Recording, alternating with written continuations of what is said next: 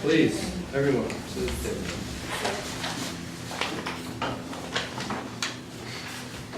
So, we were trying to get this uploaded electronically, but that has not happened yet. So, we will have that done tomorrow, so that you can have it electronically on the OneDrive in addition to in your hand. And I'm just gonna go ahead and there's essentially a summary of all of the changes that you're gonna see within the budget that walks you through all of the number changes that have taken place, so that it's very transparent. So when you see numbers that have changed, you'll be able to refer back to this letter and find exactly why they've changed, the reasoning behind it. And if it's all right, I'd just like to go through that in a summary format, essentially.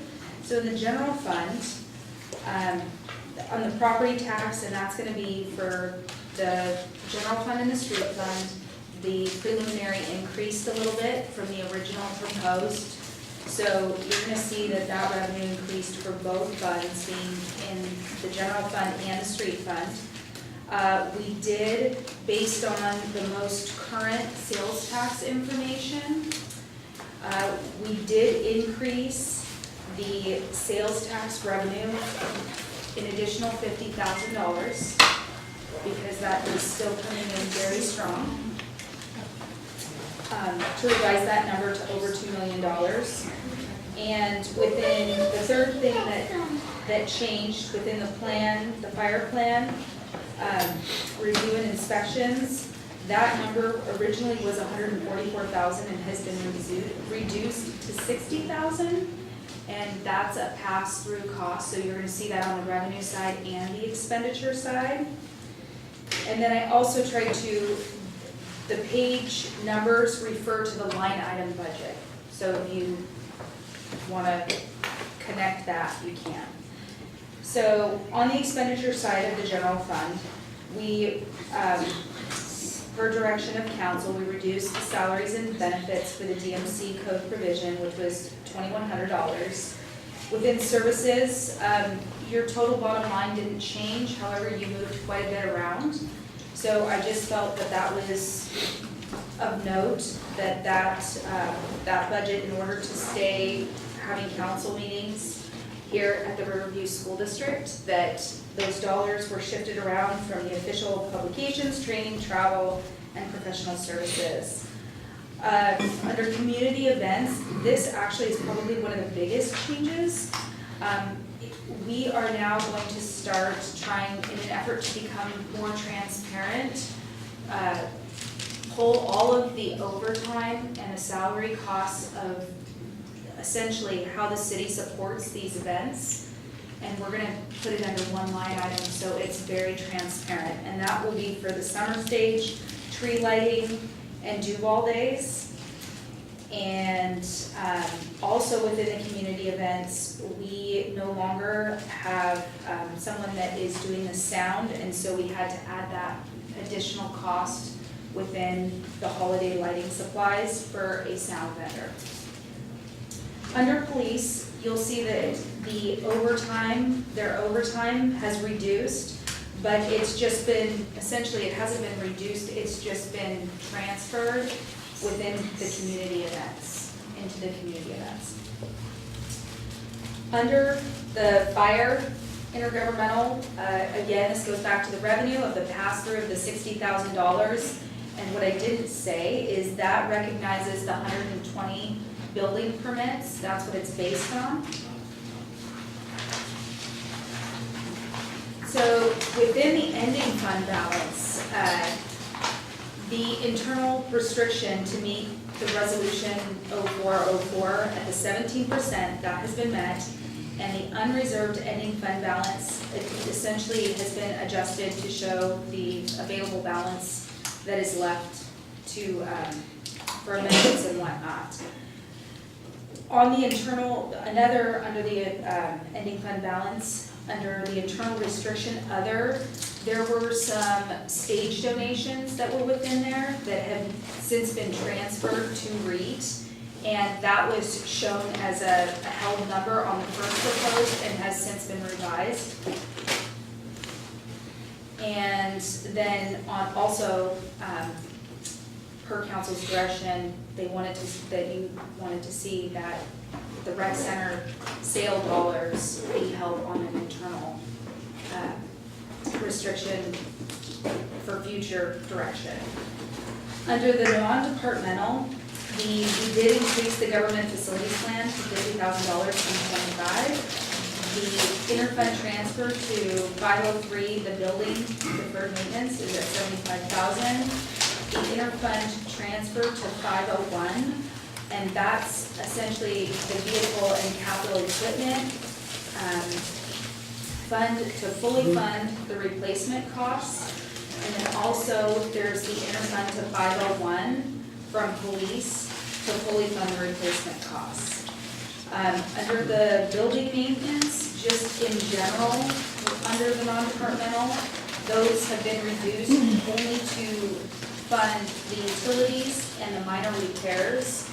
Also noting that essentially we have the $75,000 that has been earmarked for building deferred maintenance that in the 503 fund is also under an internal restriction for future council direction. And also within the non-departmental, we have fully funded the contingency fund, Fund 002. And in addition, around the whole Big Rock conversation, we had to transfer for operations and maintenance $116,248. And right there, there's more around that conversation, so I just put a note to also see the Big Rock fund. So the contingency fund has been fully funded. Within the street fund, the property tax has increased, as I mentioned already, in the general fund. The transportation benefit district has been fully removed out of the street fund that was originally put in there at the tune of $198,125 from the vehicle license fees, which in turn removed the asphalt overlay budget down to $0 and the roadway reconstruction to $0. The Baton Road reconstruction, the Transportation Improvement Board grant match of the $43,652 is being funded out of the street fund's ending fund balance.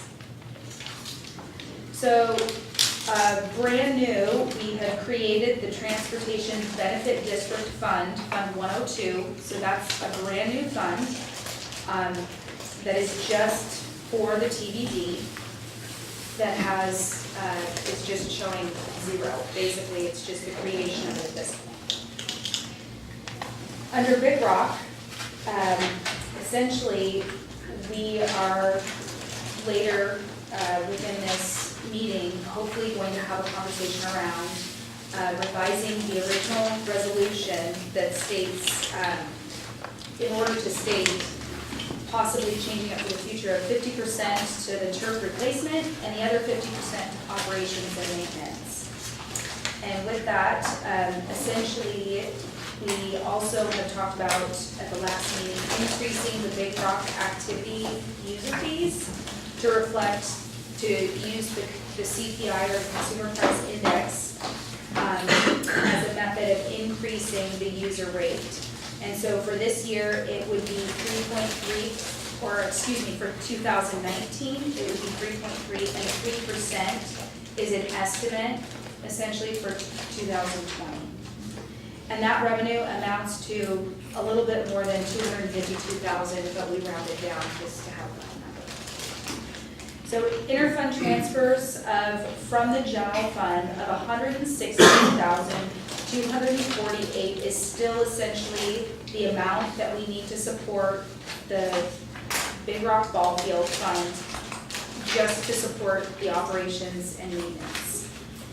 Under the utility budget, it was increased to $40,000 to more accurately reflect the true historical And essentially, we still need to compare that against another restroom facility to make sure it's accurate. And later you will see that that's kind of been identified on a future list of possible additional revisions. Also, there's an internal restriction within the Big Rock Fund. A new BARS number has been created to very transparently show that we are going to hold at $126,000, which would be 50% of the $252,000 under the turf replacement. Moving on to the final page of the Parks capital improvement, essentially we added an additional, this was mentioned within the Public Works presentation, but we added an additional $50,000 for some type of park equipment swing set play structure for the Taylor's Landing, and which also has potential to be grant funded or is park impact fee eligible. I got lost where. I'm on the top page. It says Parks Capital Improvement 308.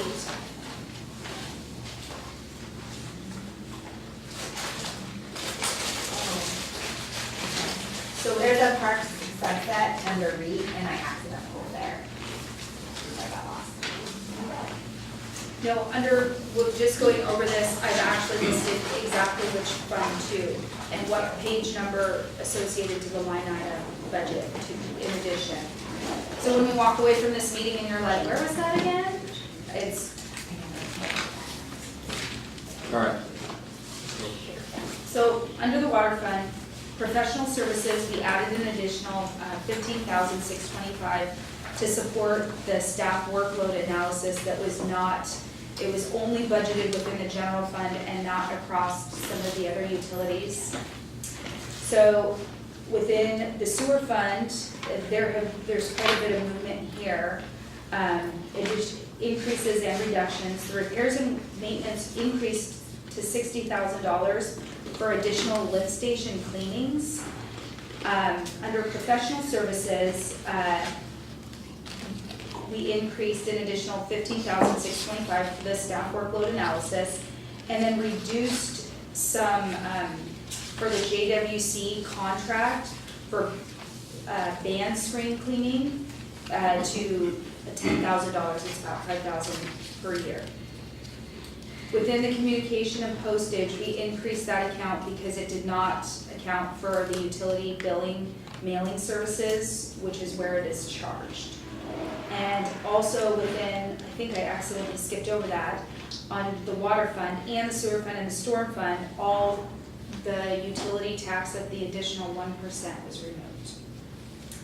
So moving on to the storm fund 404.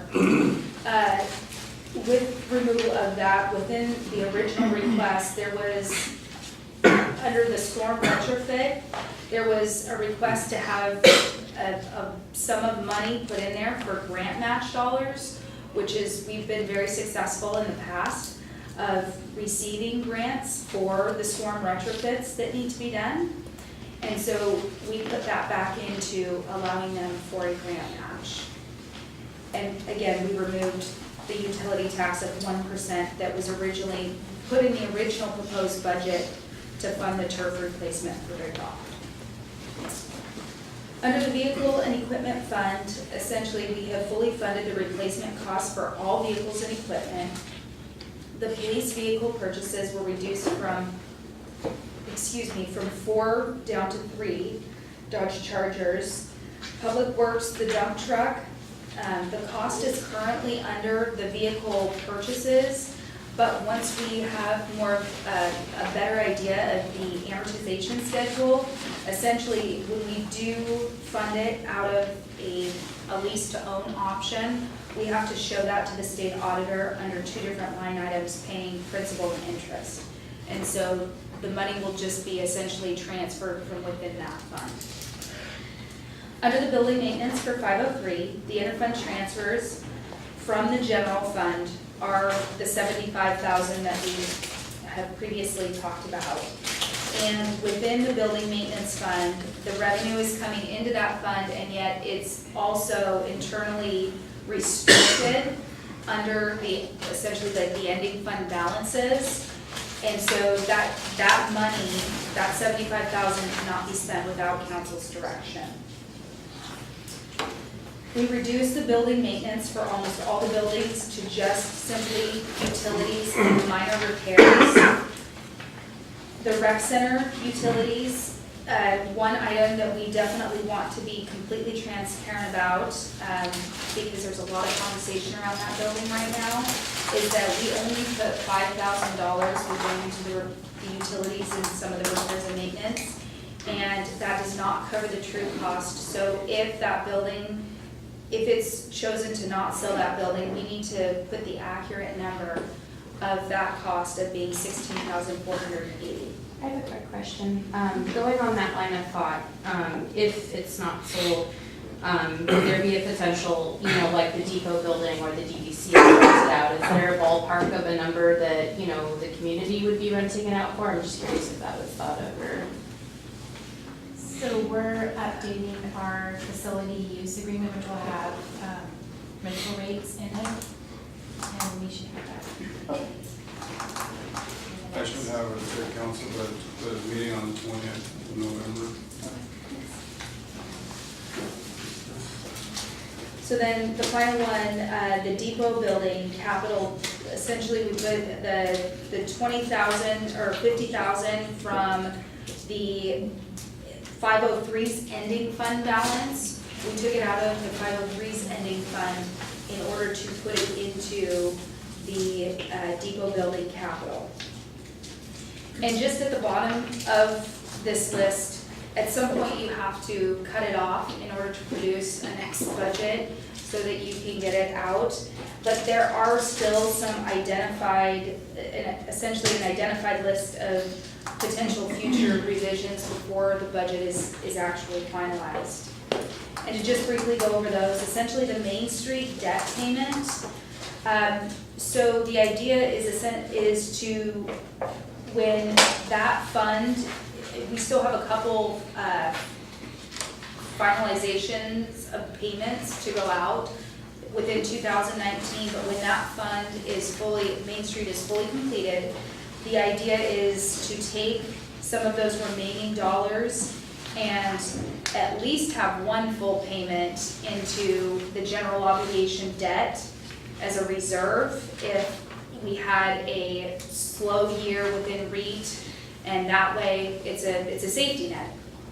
So the goal would be at least one, potentially two, but at least one. And that's kind of a standard for the revenue, when there's any type of revenue debt payment, but it's not a standard on the general obligation debt.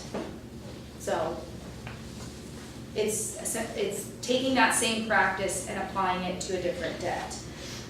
The 2018 year-end estimate for sales tax, we do think that it's more appropriate that we should show, now that we have better information, closer numbers, that we should probably increase that number. However, that one is very similar to, once we change that number, it changes an ending fund balance, then it changes, it's a snowball on that one. But we do think that in efforts to be as transparent as possible, that it's more reasonable that we would change that number. The executive budget essentially will be reduced by $1,000 for training and travel. For the Big Rock Ball Field, the restroom, we are going to also try to compare that to another restroom to make sure that we are budgeting for that as accurately as we can. Just knowing that we've never had a restroom and concession stand that has been used almost year round. So we're going to be putting our best effort forward to make sure that that number is as accurate as possible. Will we rent the concession stand? To When they use it? organizations or Yeah, something. they rent it, or rent the space, I guess. Sorry, that was it. The only thing I'll say is they don't typically rent for very much because With unless it's a anything, but tournament, there's something. tournaments do I'm gonna make my kids go in there, we're gonna rent it out and sell coffee, sell stuff. So, just to close on the last two, the FOP contract negotiations are still, we're gonna be bringing that forward, in an executive session of that conversation at the next meeting on November 6th. And then the IT replacement fund, that's currently under review at this time. We're looking at what level we can fund that. So those are the changes within a couple pages that have been made. And hopefully, after this evening, the goal is to have clear direction so that we can get pretty darn close to producing a finalized budget. What was the total amount outside of the, funding of the,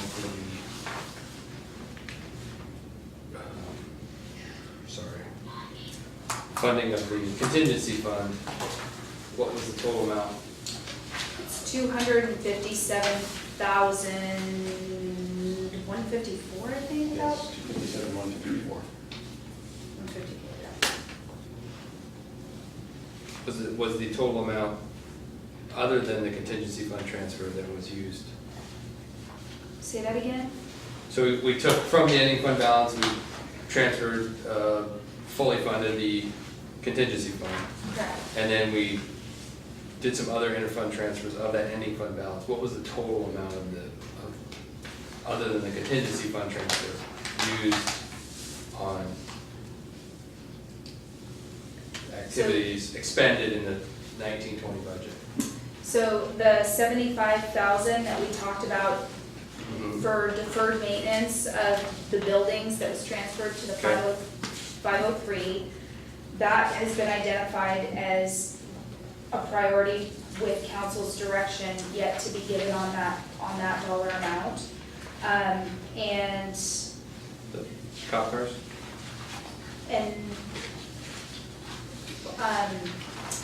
No, but fully funding the replacement, the vehicle replacement.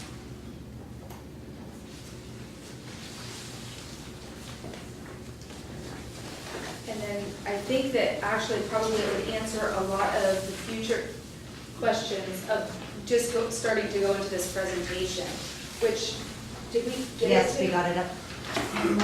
But the vehicle, the 503 is vehicle, right? 501. 501. And that was, that was 100? So instead of, we had a different methodology that we were looking at last time for the one-time cost, and we have since decided that it was bearing a lot of the cost onto the general fund, where it should have been a more true, the replacement fund for police and public works, it was spread out more evenly if we just let the replacement fund do its job Okay. and be allocated via FTE. So we're not taking any ending fund balance and putting it in the 501 now? Okay. But yes, we did, yeah, I think we should just get into So, it. but just for simplicity, the total amount outside of, from any fund was what? So your new, essentially unreserved, ending fund balance is $542,749, which is,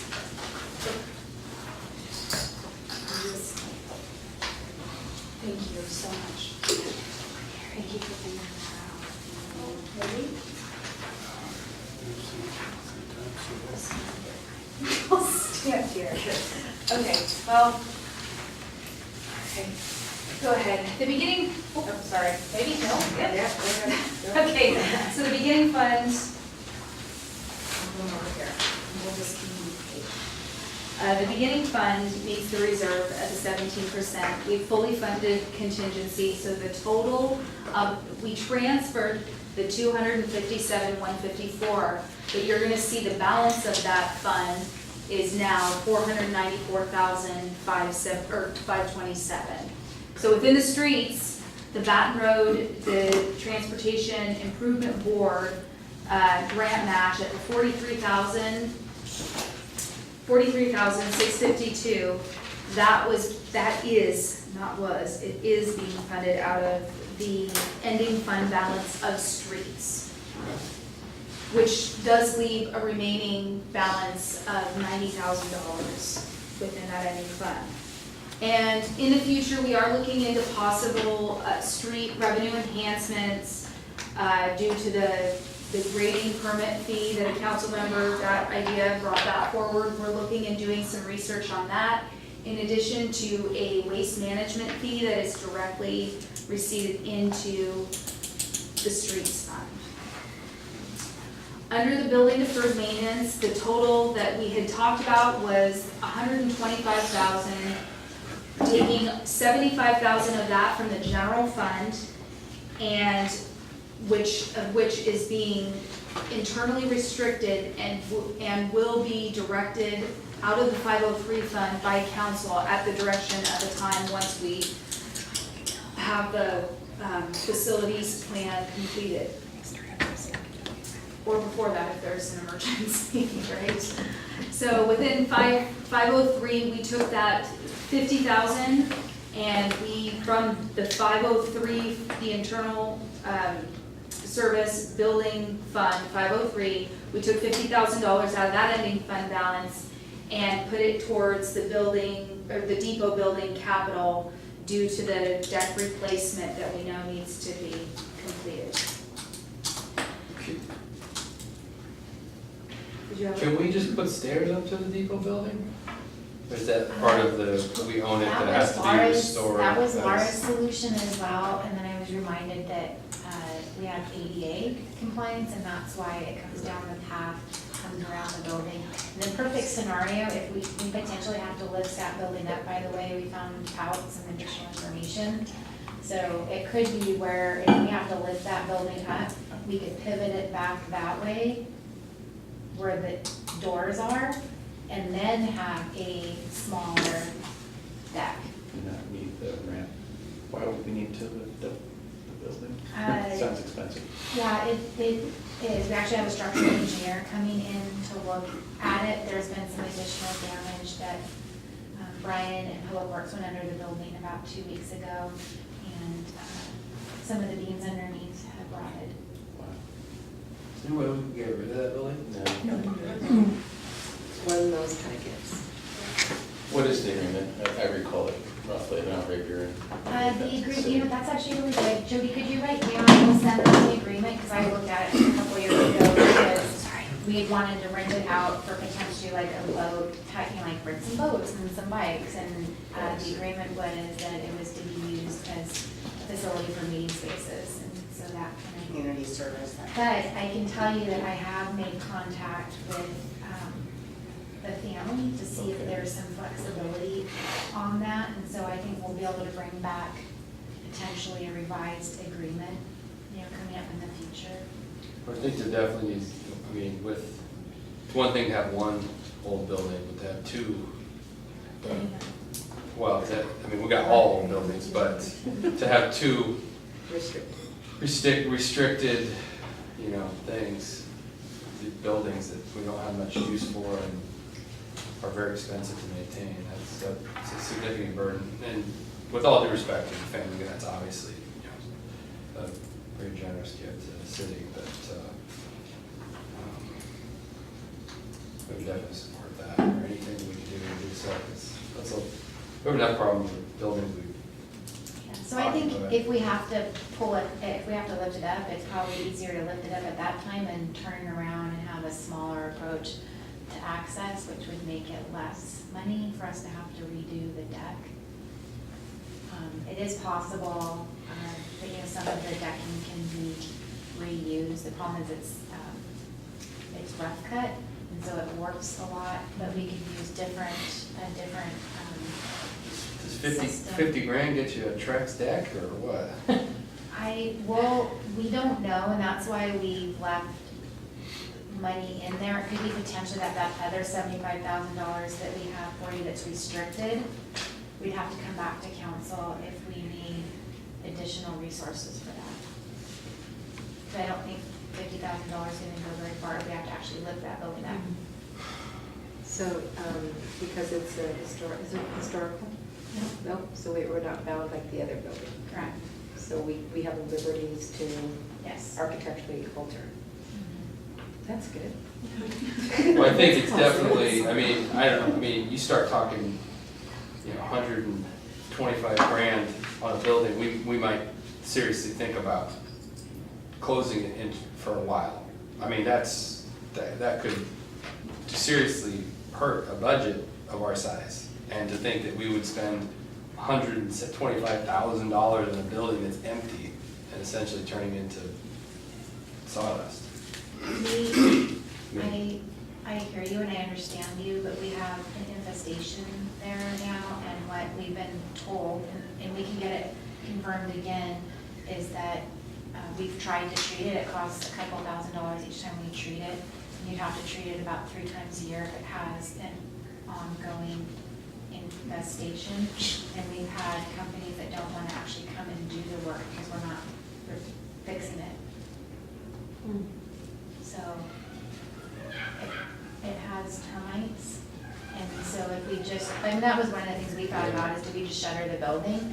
But if we shutter the building and you don't take care of the termites, which is part of what's going on underneath, then you might not have a building to ever go back to. Well, I think it's something that council should seriously consider, considering that.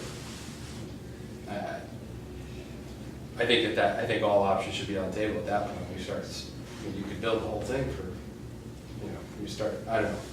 It just seems like we should really talk about it before we drop that kind of money on it.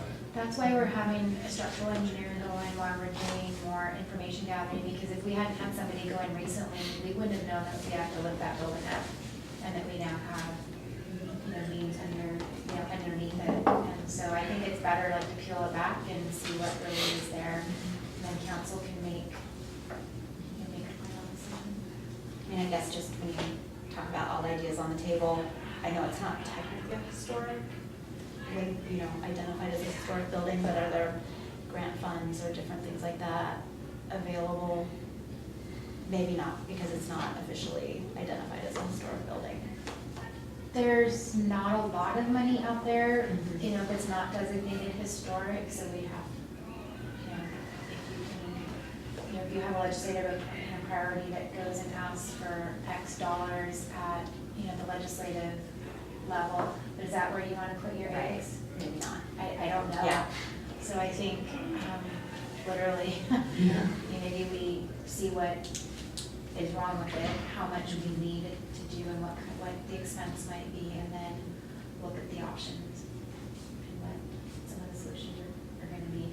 You know, we didn't know that there was as much damage as there was, and we've known about the infestation for a couple of years, and it's definitely changed in the last 2 years from when we first looked.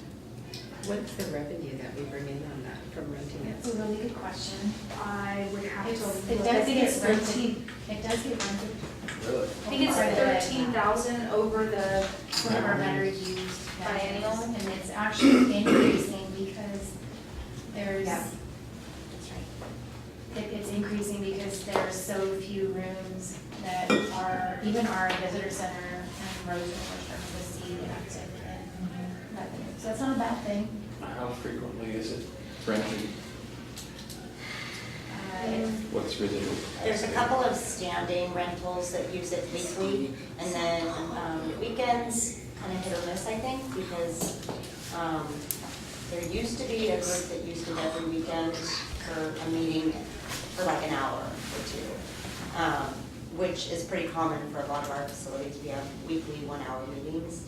But I know that that one is the one that's used most often for like baby showers and bridal showers and that kind of thing. 'Cause it's cute. Reused, birthday parties. Yeah. I just wonder about what the actual revenue capacity is, versus what the revenue receiving utilization might be. There's definitely room in the schedule, I think. Mhm. Yeah. Some of the same kind of thoughts. I like to look at the economics of it a bit closer, I like to look at the agreement that we have and then what uses we might be able to do. 'Cause I think if we're sinking that much money in it, we better step up the game and try to have it generate more money. It's kind of a difficult building because of the wall. The Yeah, two-gate wall. well, that's what I'm thinking, if we're gonna Yeah. invest that much money to do all this, we might look at, to Dan's point, maybe we don't need to be all particular about historic accuracy, but like the wall partition, and increasing the space utilization and having that then be better for revenue generation and for community use. You know, with all the issues we have with deferred maintenance to the city, and I think this is probably the tip of the iceberg kind of thing too, because we don't know a lot of things yet. Big picture question, do you know what the current levy capacity is? I actually would have to go back to it's within the preliminary, it's on, actually states it on the preliminary. On the budget? Not on the budget, but, spit it out. What you get from the. The worksheet? The worksheet, yes, the worksheet that you get from the assessor. Okay. So it's actually on there. If we can get an update on levy capacity. The other thing I'm thinking too, if we have all this deferred maintenance and there's no way to pay for it, and if these things are things the community wants, then maybe we do a bond measure. See what capacity we have to do that. I can bring back that if that's a consensus of. Well, just to know what the number might be. Right. Or for anything else that we have deferred need to take care of. It'd be nice to know what the capacity is in the budget consideration. Yep, good. Okay, thank you. Yes. Okay, any other comments on this? Show? Okay, Councilmember Hall. The 50,000, is that, did I hear you right, that that's just for decking, or is there other expenses within that? It's not just for decking, we probably shouldn't have said it that way. $50,000 is just a placeholder pending us going in and having, like, we had a structural engineer scheduled this week, we had a building inspection last week, and it's just to start the process and to come to council, because even right now, we're spending dollars on having people come out, and that, we have the bandwidth right now in our professional services, but we probably won't finish that by the end of the year with a plan to come back to council until early next year. How much do inspectors charge for you to inspect a building? It depends, I would say it's probably a minimum of $85 an hour, and then you have to pay, time. If we do WC3, we actually had our own staff go down there, Brian, because he's officially a building inspector, but given like what he found and Joe found, I'm probably gonna wanna bring in WC3, who's our contract inspector and also a certified building official. And so that's just over 120 an hour, I believe. I'd have to go back and look, so I shouldn't say that, but I know it's definitely over what we pay our staff. And the structural engineer is probably 165 an hour. So it's probably maybe 2,000-3,000 to get a report or something, technical. That's what it takes. To do anything. Have to hire somebody. I didn't sound like a deal. It's just, it's a jumping in. Councilmember Natalie. Oh, Thank you. sorry. Yeah, I just wanted to say thank you. I mean, having the explanation and just, it feels like this was very responsive to a lot of the conversations we had, so thank you. I know the mayor, Lauren Carey. I know, I'm like, what am I calling you? We have a lot of names. Come up with an honorary name. Right, what is the official name? Anyway, I know you guys have worked really hard on it. It's gonna take me a little while to digest and really fully understand all the changes, because there's a lot, but it's very responsive, and I appreciate it. So, thank you. I think ultimately, we're in this together, so if we can, come up with a budget that it is always gonna be a living, breathing document, and the more information that we find out in the future, we're just going to keep bringing stuff forward to you guys as transparently as we can, and there's some items that we're we'll know more information unfortunately after the budget gets passed, and then we'll be bringing those forward with amendments, so. Just kind of along those same lines about changes happening, did any of the year-end estimates get changed, or is that the same exactly of what for You know, the expenses I and would- all of those? I can't answer that off the top of my head, to be, there's been a lot of moving parts, and I don't wanna say something that wasn't accurate, so I can't remember if we've had, We have not fully done it, because we just are getting in the fourth quarter budget amendment, so that'll impact through that, and so we were gonna run that as part of what we call the third budget out to council. and we have asked for the fourth quarter sheets, and there are not that many sheets that have come through, so, but I've asked, my accountant and I will myself go through in detail to make sure, because the fourth amendment is the final, and can't be over, so there will be a fine tooth comb going through that. So, Councilmember Remington. Thank you. This is a pretty plain question. I noticed we removed one of the police vehicles. Was that the fact that we need to replace, we don't have budget for it, we were trying to spread it out over a longer period? I think. Yes, sir, I'm trying to spread it out across a longer period. If somewhere in 2020, that fourth car goes down and it's a matter of replacing a transmission engine or getting a new one, I'll leave that to you folks.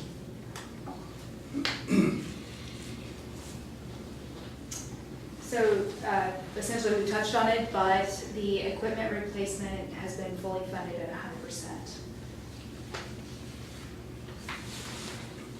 100%. So this is where explaining using the ending fund balance can become quite tricky. So Department 97 is your ending fund balance. And within that, you have the $25,000 internal restriction for the disaster relief. The internal restriction what's within that is the art, and there's a substance abuse fund that totals that $22,411.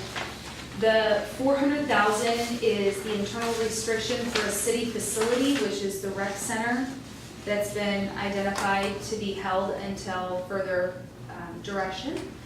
And so that leaves finally the 17% of the reserve policy at $917,996. And what's the remaining balance is $542,749. And that's the money that we're looking at having in the future a better council-driven policy on when we have this ending fund balance, the direction on how to spend it or what takes priority. But I think that will happen within 2019, but that's the identified. So the true ending fund balance is the total of that for Department 97, which is the $1,908,156. So that will make more sense that I took the time to go through this on the next slide, which was the questions referring back to the previous budget meeting. Okay, nice. For the $75,000 for the deferred building maintenance, that's about 3% worth of the ending fund balance. And I put this up here and gave it to you to have for that ending fund, keeping that ending fund balance dollars of essentially the 1.9 million. So the deferred maintenance at $75,000 is 3%. The $257,154 to fully fund the contingency fund was about 13%. The $116,248 to support the Big Rock field operations and maintenance is about 6%. And the $114,500 to support the street operations and maintenance is about 6%. And that is circling back on the previous question. Yeah. Are there any, yeah, I didn't ask if there was a question. Sorry.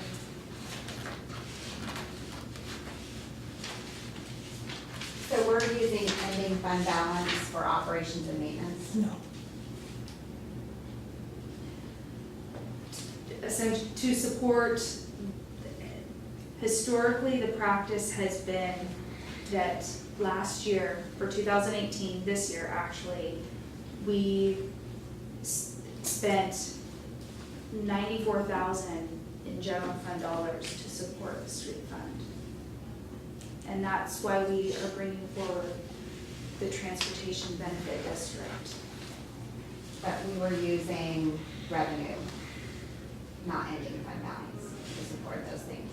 So now we're spending down our ending fund balance to operate Big Rock Ballpark and spending down our ending fund balance to fund streets. And that's a practice. Like, I think council had communicated that we didn't feel comfortable using ending fund balance for anything that was operations. It was more one-time money for one-time expenditures. And so this is operations. I mean, usually you try to have your operations paid for by recurring money, not one-time money. So these two, the Big Rock and the street, there is a shortfall there that has historically been funded out of the general fund. Out of revenue, not ending fund balance. Yes, it's not technically under Department 97 showing taking from the ending fund balance. It's what we define as an interfund transfer. But at the last presentation, we talked about what we would feel comfortable spending ending fund balance down, which is one-time money, and we kind of outlined a few ideas. And so this sounds like it's going into operations, and maintenance, things that are recurring expenses. And Do you guys have a better way I of don't know. explaining it than I am? So is, Okay. I think the question is, are we at our 17% reserve? Yes or no? Yes. And are we above our 17% reserve? Yes. Yes. So what she's asking is, are we using our ending fund balance to support street operations and maintenance, Big Rock Ball Fields, or are we using general fund revenue? It's general fund dollars. But not current year revenue. I think when I consider what money you use for operations, you would want money that's recurring, not one-time money. And when the ending fund balance grows, because you have one-time money that you didn't plan for, like you had a lot more growth than you expected, different things like that. And so, the next biennium, I mean, you just can't keep spending down your ending fund balance to operate the city. That's like, ending fund balance is one-time money. It's when revenues exceeded expenditures and we had extra money, and that should be used for one-time expenses. I mean, when you look at when I've looked at other cities' budgets, they're always very clear about ending fund balance should only be used for one-time expenses, not ongoing operations. It's just not a good practice. Correct.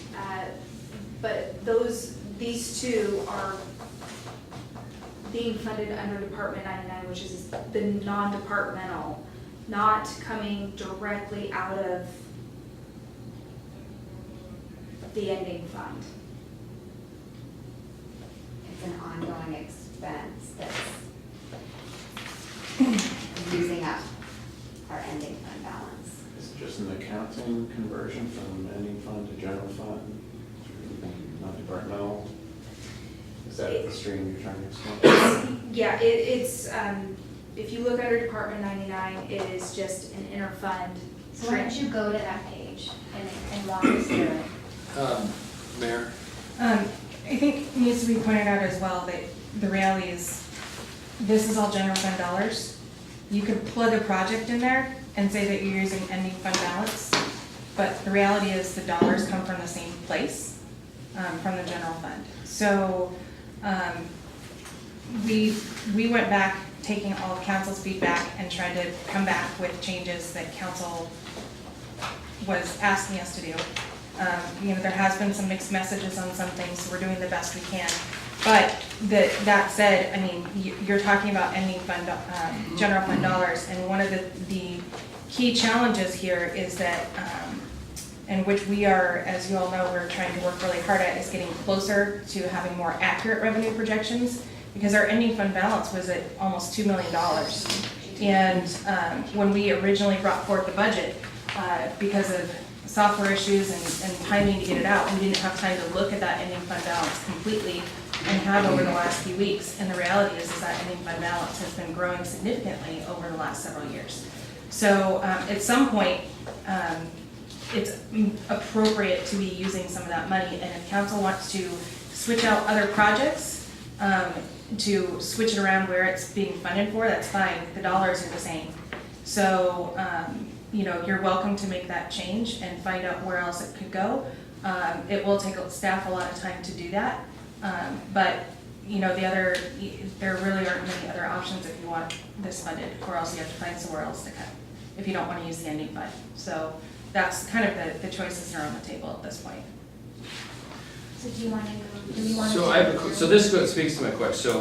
So the amount essentially that's being spent down would be 75, 116, and 114 of what previously was the ending fund balance. But in this budget was, taken, I guess, that's where it came from, or it came something else, and now it's can be used that way. But I guess the percentage thing I was asking about is like, so.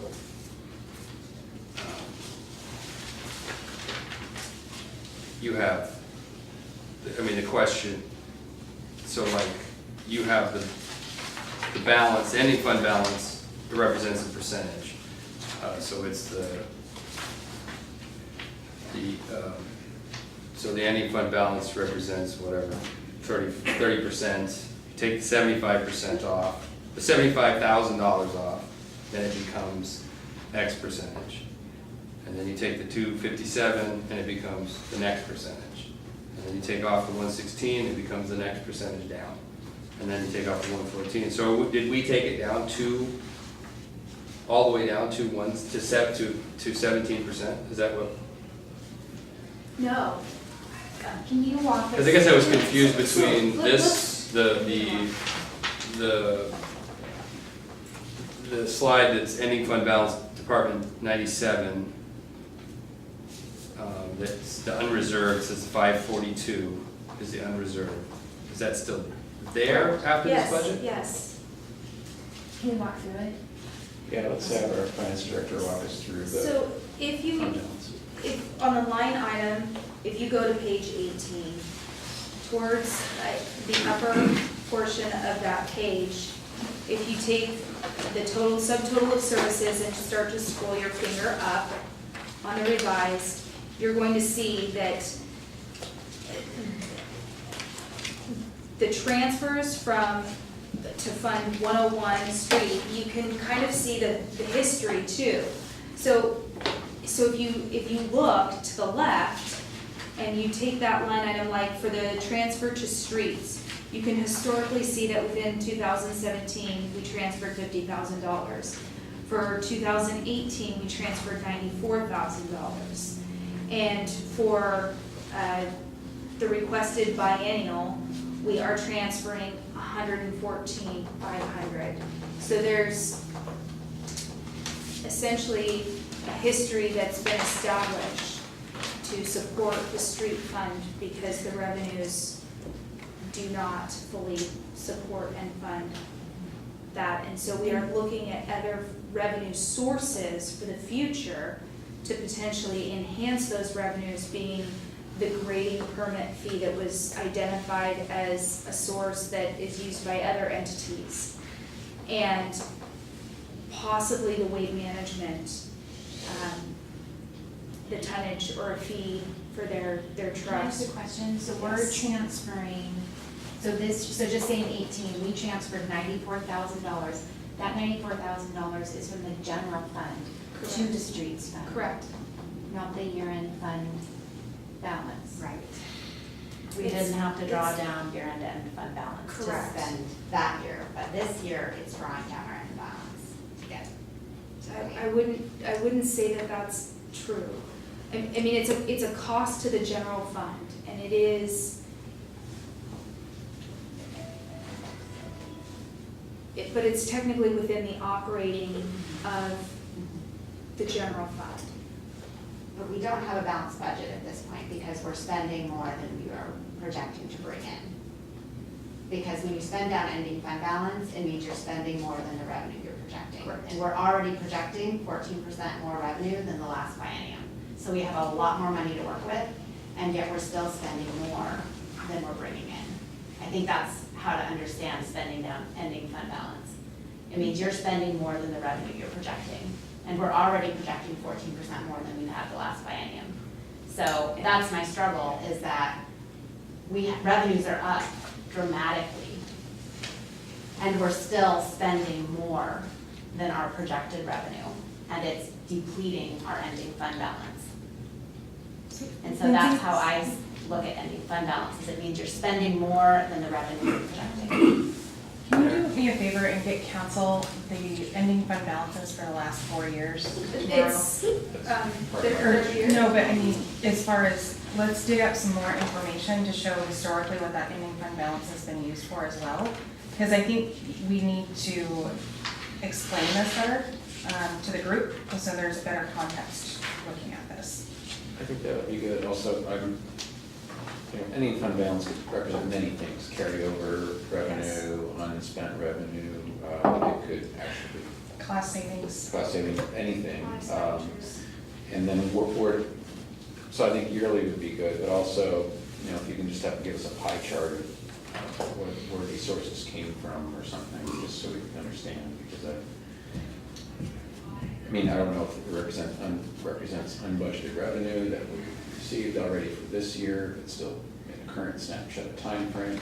Because I do agree, in certain time to spending, you should, balance your revenues and expenditures, right? But it'd be helpful to know kind of the origin and timeline of where that money came from and historically how it's been carried over. I'm not sure how long that might take, but we will, Yeah. I don't know how easily that will be identified, but I will Well, definitely. even just for last year, does any funds for 18 include additional revenue that has not yet been budgeted for 18?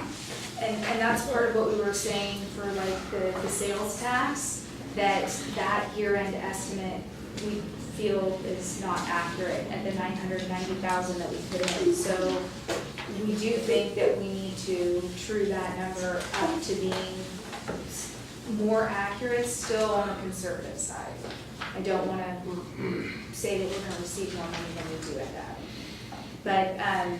But yes, I do think that we are trying to be as accurate as possible, and that's why we felt as a team that we should increase the sales tax due to the better information we have for 18, to not try to hold back, because the numbers have significantly changed, and we have more accurate information for 18 to better base our biennial estimation on at this point, and not try to hold it back, if that makes sense. We're trying to be as accurate as possible, and sometimes that does change the 2018 or the current year's ending fund. But we do, the other moving piece is that we still have a fourth quarter budget amendment. So there's still some moving parts to Pending this. fourth quarter budget. Correct, there's still some moving parts within this. And then I would, the 200, the contingency is right underneath that at 257, 154. I would consider that to that level of money, the 257, that's gonna be a one-time bucket of money that I don't believe that we will see at that level again in the future. I think that we're still going to, as our assessed value grows, it increases that number that you're allowed. That's how the RCW for the contingency fund is based, on what you can, to fully fund your contingency. So that's how it's based, and so that number will, I believe, grow a little bit, but I don't think we will see an infusion or a deposit into the contingency fund at the level of $257,000. Because Again. once the fund is set. it's Correct. reasonable. I think that it will be a small dollar amount, not to match the assessed value every year if we continue to fully fund it, or as additional revenues come in. But I do think that that is, like, as you would say, a one-time Gotcha. expense. Lindsay, if the street fund is not funded by the general fund, then how is it funded? The It's- street is. Yeah, it's- It has to be. It has no other revenue sources that it can go to. So if there is, if that fund comes up short, it either has to pull from its ending fund balance or it has to find other sources. And it's the. That's why I'm asking, because I'm just trying to figure out. It's, the only The thing history. is the general fund. I don't think that the problem is that we're using general fund money to fund streets. It's that in prior years, we've always been able to accommodate for that expense from the general fund without spending down the fund balance. So it's not the fact that we're using general fund money to fund streets, which I think most communities do. It's that we are utilizing one-time prior year excess revenue that's not ongoing to fund an ongoing expense. Mayor? So, if council moves forward with a TBD and a 0.2% sales tax, that's what will fund the street fund moving forward.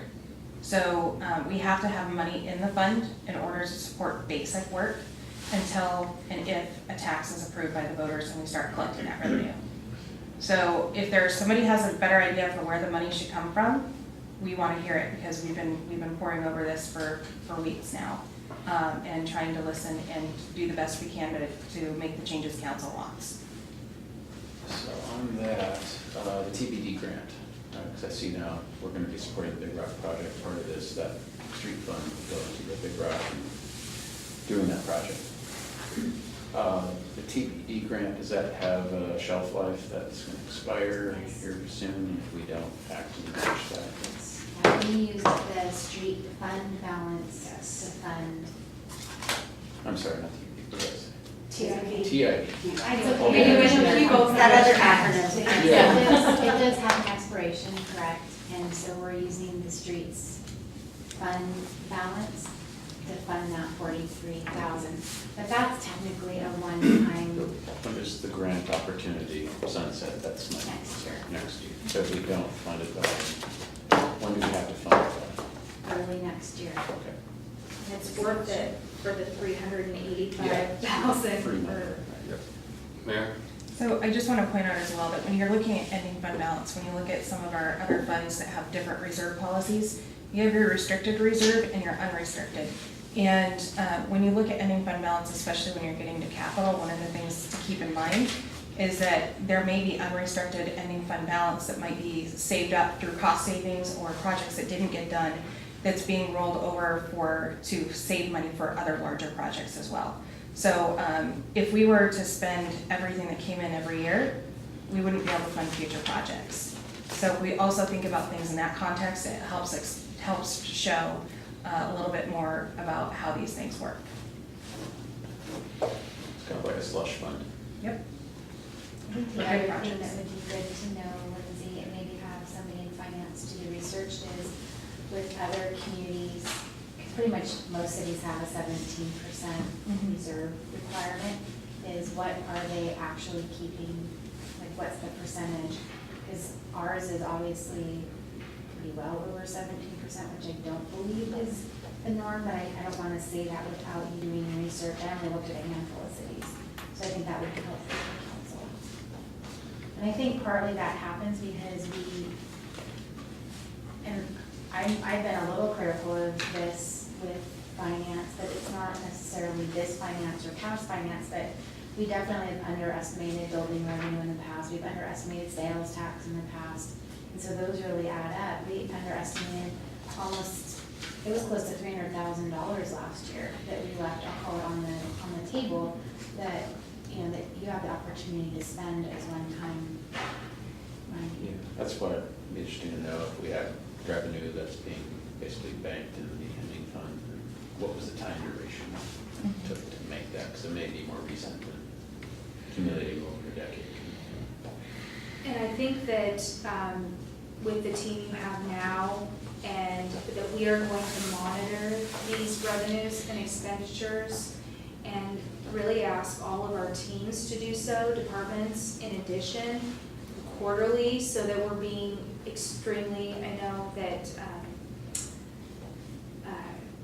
that Laura had mentioned that previously, but I think that we need to do that much more accurately as a city, to be transparent with council on where our shortfalls are and where we're coming in, higher than we expected, so that if there is additional money, and we're comfortable spending that money or amending the revenue, then we amend the revenue. In addition, it doesn't just have to be expenditures, so it goes both ways.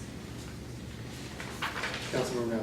Just one thing I've noticed that other cities do is, yes, we have, I would say, underestimated our sales tax revenue. We've underestimated our permit revenue because we don't want to use that money in the budget for ongoing expenses. So it's a discipline that let's not put one-time revenue that we can't count on into our revenue that pays for ongoing expenses.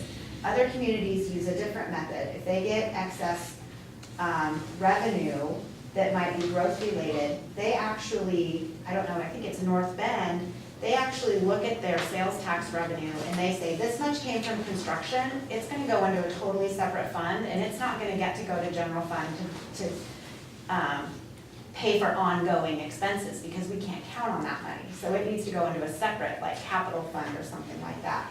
And so, I agree that we've underestimated permit revenue and sales tax revenue, but mostly because we were shielding ourselves from allowing one-time construction-related money to start getting used and as ongoing money that will get to operate the city. Because you don't want to expand the expense of operating the city up to a level that is not sustainable. It's not sustainable that we will always have this much construction. And so you don't want to grow your government to that level. And so that's the danger. I just don't think a whole lot of thought's been put into it in the past, but Thank you, that's what I was gonna say, but I my didn't wanna experience say is it right it's just been a cushion, right? The practice, the culture that we've had over since the time I can remember is that revenues are really, really conservatively estimated, and then we're always outpacing those estimates, but I don't think there was any forethought, but it was a shield. I know there hasn't been any discussion while I've been here that that's what it was for. Other than for big picture financial planning for an executive that may not have had a lot of time, it's more of a safeguard way to do a budget, because you know that there's sort of an automatic safety factor in that method. I think that's why it was done. But it wasn't, I would agree. I'm not I think saying there it's had to a be more specific pragmatic. method, but I think it was a conservative approach, so whether or not they were That's thinking the of way it, it's put. whether they were thinking of it as, oh, well, set aside. Other cities have chosen to specifically set aside that money. So I think, to put it in context of what I was talking, the percentage, so if we take away the 400,000 from this table of ending fund balance, so considering that's money that would have come in otherwise, and then, so that would take it to, I guess, I'm trying to figure out the percentage we started from, where we go to. It looks like there's about $305,000 in expenses that aren't just in some sort of reserve, that are actually being allocated.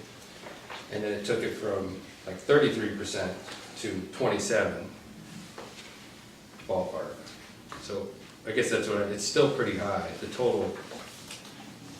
And then, so with the 400,000, it's at 35%. So you're saying 1.9 million is going to be the ending fund balance at the 2-year, after this budget. If nothing else changed But from this point moving forward, That's what we're correct? projecting, and that would be 35%. But that includes the 400 from the building. So if you took that off, it's 27% in relationship to the 17%. So 17% is our standard. We currently are at about 33%. The 305,000 takes to about 27%, and if we added the money from the building, it would go back up to 35. So, I mean, I'm with Jennifer on where you're headed, and I think my thought on this is that I think what we're seeing, because most of Public Works and hasn't grown too much, and I think a lot of the cost of the expansion of the pie, or the pie hasn't grown, but the costs have been, expansion of costs that we've seen in police. And I think we need to consider a different revenue source that's not utility tax or a property tax, and look at the sales tax possibility when the same time we do the sales tax on the TBD. Because I think what we're seeing is it's general fund, and it keeps eating more and more of the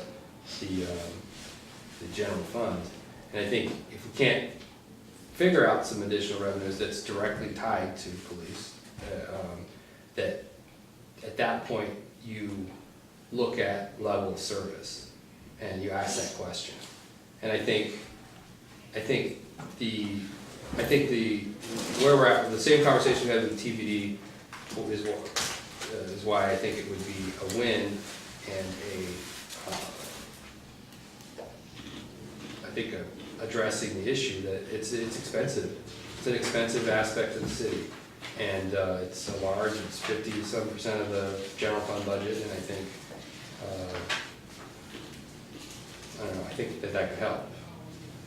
But it does get concerning, because at some point we are not going to be building, and how are we going to, in the next biennium, unless revenues grow, we'll be kind of in a hole 300,000, 150 every year.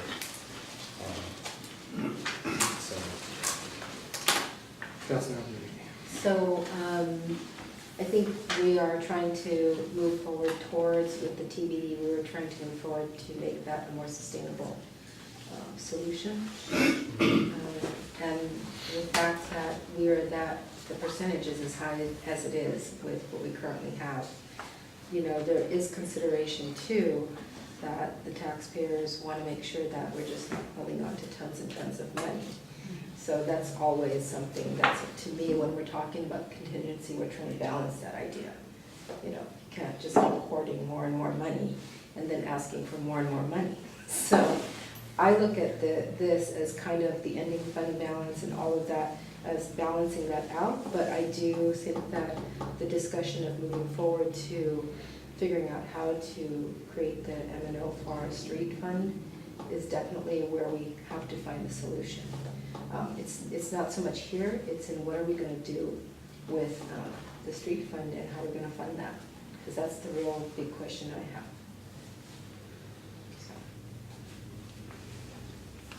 So does this expenditure take into consideration say we're successful with the sales tax TV? No. It does not. So this would be less theoretically if the TBD passed.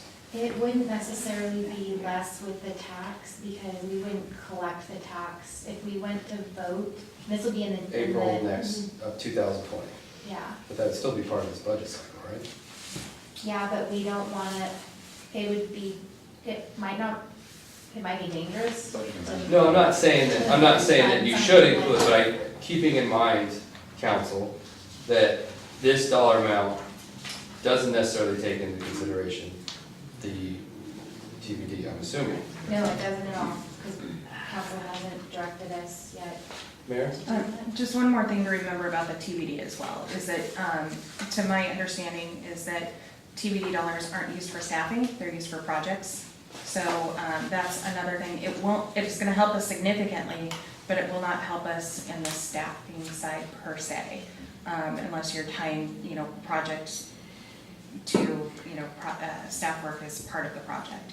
So, that's going to, we'll still have that issue and have to figure that out, but if the council does move forward with the TBD and voters approve it, we'll be in a much better position than we are today. Are TBD dollars restricted to capital? They can go to overlay reconstruction, they can go to Sidewalks. Because what I understand under state laws, it can also be used for administration of those dollars. It can or cannot. Can. Administration. Administration, I whether don't that, know. I don't know that that would be. I don't think it's clear, it wasn't clear in state law that I read that it was restricted to capital. Might be something to check on. I think that it's not restricted to capital.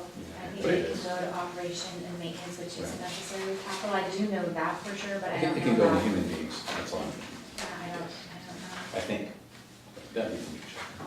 But I guess to my point is that we got to a deficit theoretically because we didn't like the idea of the taps. So the streets operation and maintenance theoretically needs money because the original budget had the proposal of the TBD. So I guess if the sales tax wouldn't mitigate this number, then why is it here?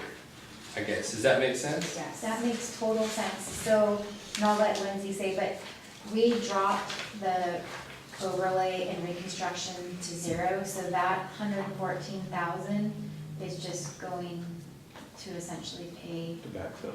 salaries.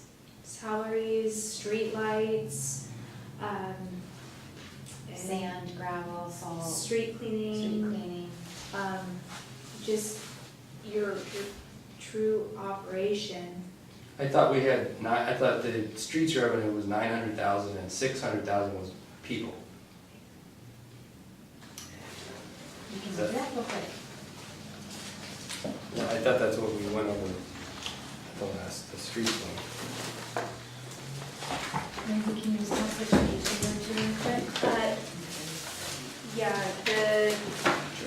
the revenue for the street fund starts on 23. Where are the expenditures? And that starts on page 25. So salaries, wages, and benefits are 626,000 when you add them up. About that. Yes, 636. And then when you go down to supplies, which would be those other items that we just talked about, that's about 45,000. And then services. So, I mean, just street lighting is 212,000. The LED street, that's a pass-through, that's from a grant. Page reviews. I'm sorry, we're on page 26. 26.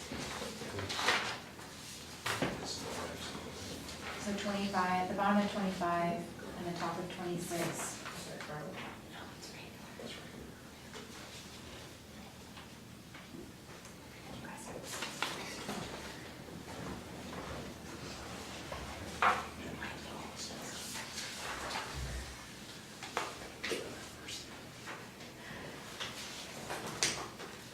Okay, so street lighting is.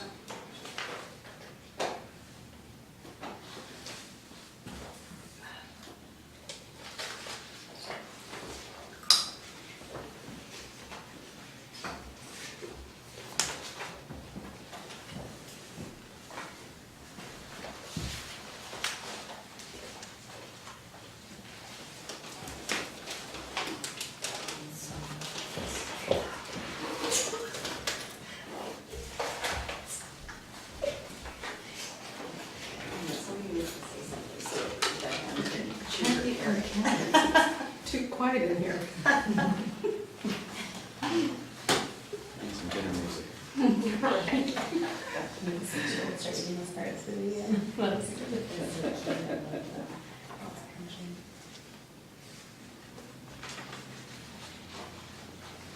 any thoughts? Councilmember Mayer? I'm lost over the numbers. So I guess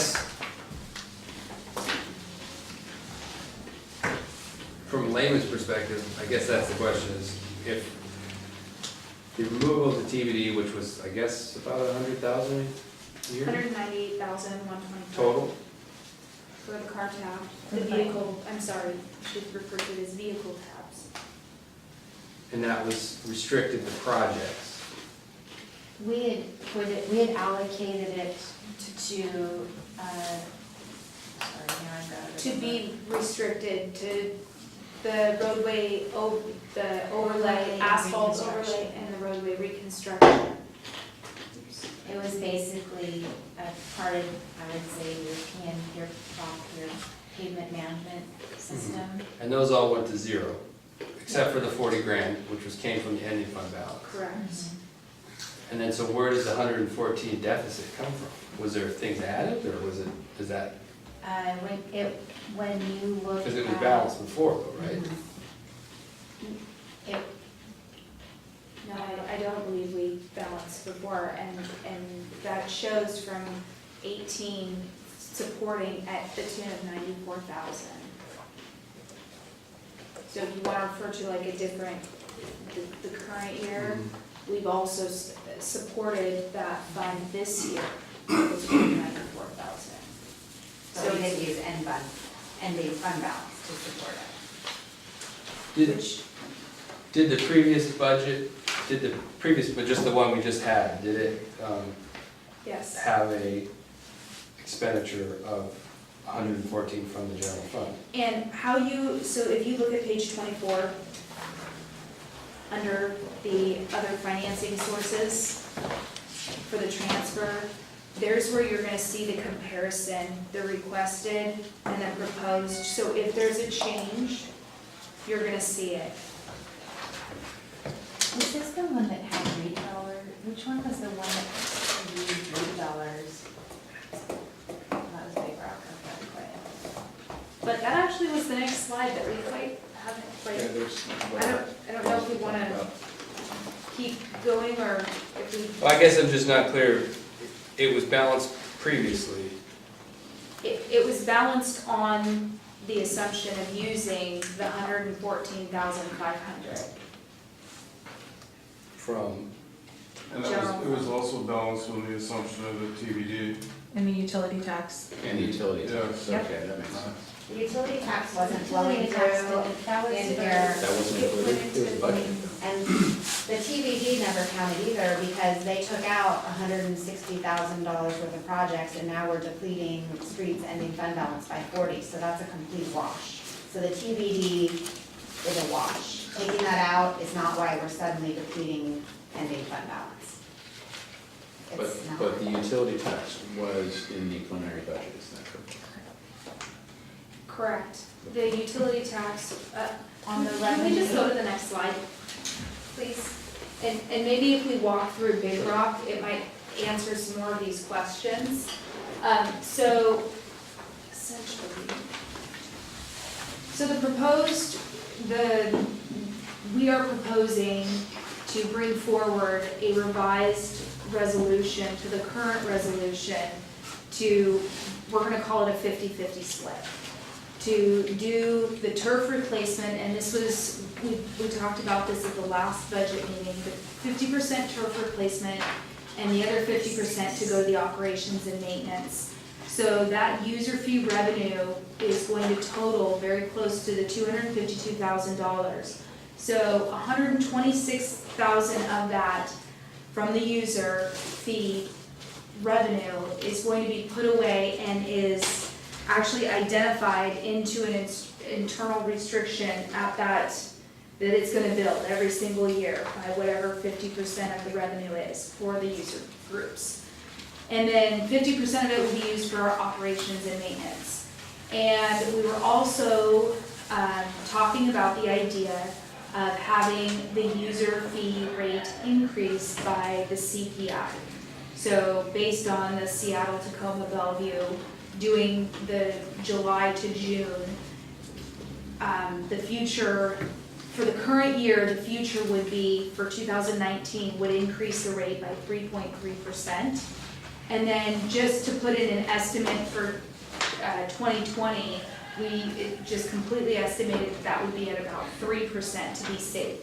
So with those two assumptions is how we generated the revenue of $252,000. And the utility tax that we were proposing to increase by 1% that went into the Big Rock Ball Field for turf replacement, we are no longer it's been removed at this time.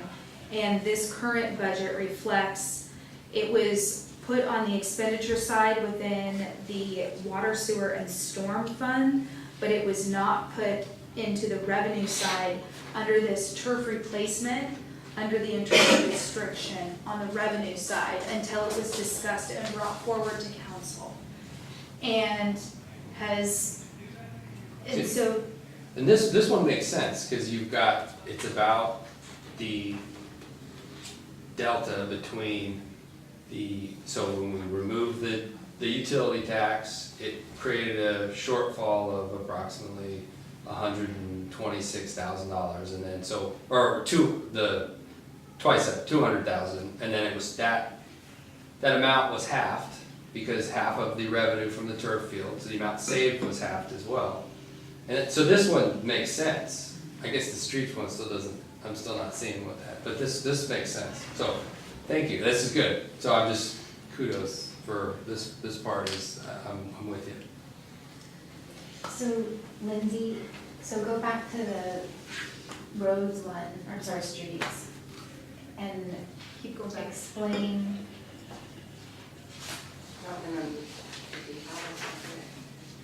This one? No, it was the one that was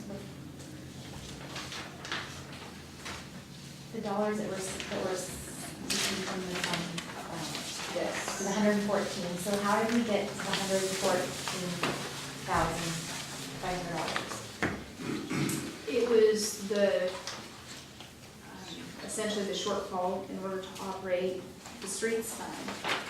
Once we put in the salaries, the benefits, all of the supplies, the services, that was the shortfall before we identified the additional TIB. Oh, no, we hadn't identified the TIB.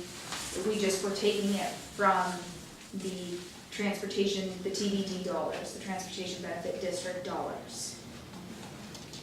The TBD dollars were going to pay for $160,000 worth of projects and the $40,000 match. So taking out the TBD revenue, and then we took out that $200,000 worth of expenditures. So that's a wash. So the question is, why are we suddenly having to deplete ending fund balance to pay the $114,000 when before we weren't depleting ending fund balance? We were, that's what I'm saying. In the original budget, we had the $114,500 in the original release of the Right. budget. And we weren't That did not depleting ending change. fund balance. We were not using ending fund balance before. We were using general fund dollars, but we weren't depleting the ending fund balance to So- get there. That would not be my choice of language on how to explain it. So, but I mean, we had a balanced budget, so. But there are a lot of moving parts. You can't say that Right. it's just one line item. So we're also fully funding out of the general fund contingency, which is $257,000, which essentially is again, in addition to your 17%, you're continuing to fully fund your safety net. That was using prior year's revenue. So that doesn't count. Mayor? So we're really comparing apples and oranges here, and I think 257,000 went from the general fund to contingency. we can take that money from ending fund balance and put it contingency, and take those other two items and put them back in general fund. Literally, we are moving general fund dollars around, and that is an option. Contingency is one time to get the fund up to speed and fully fund it, which we've been wanting to do for quite a while. So, I mean, the reality is the money's coming from the same place. It's coming from the general fund.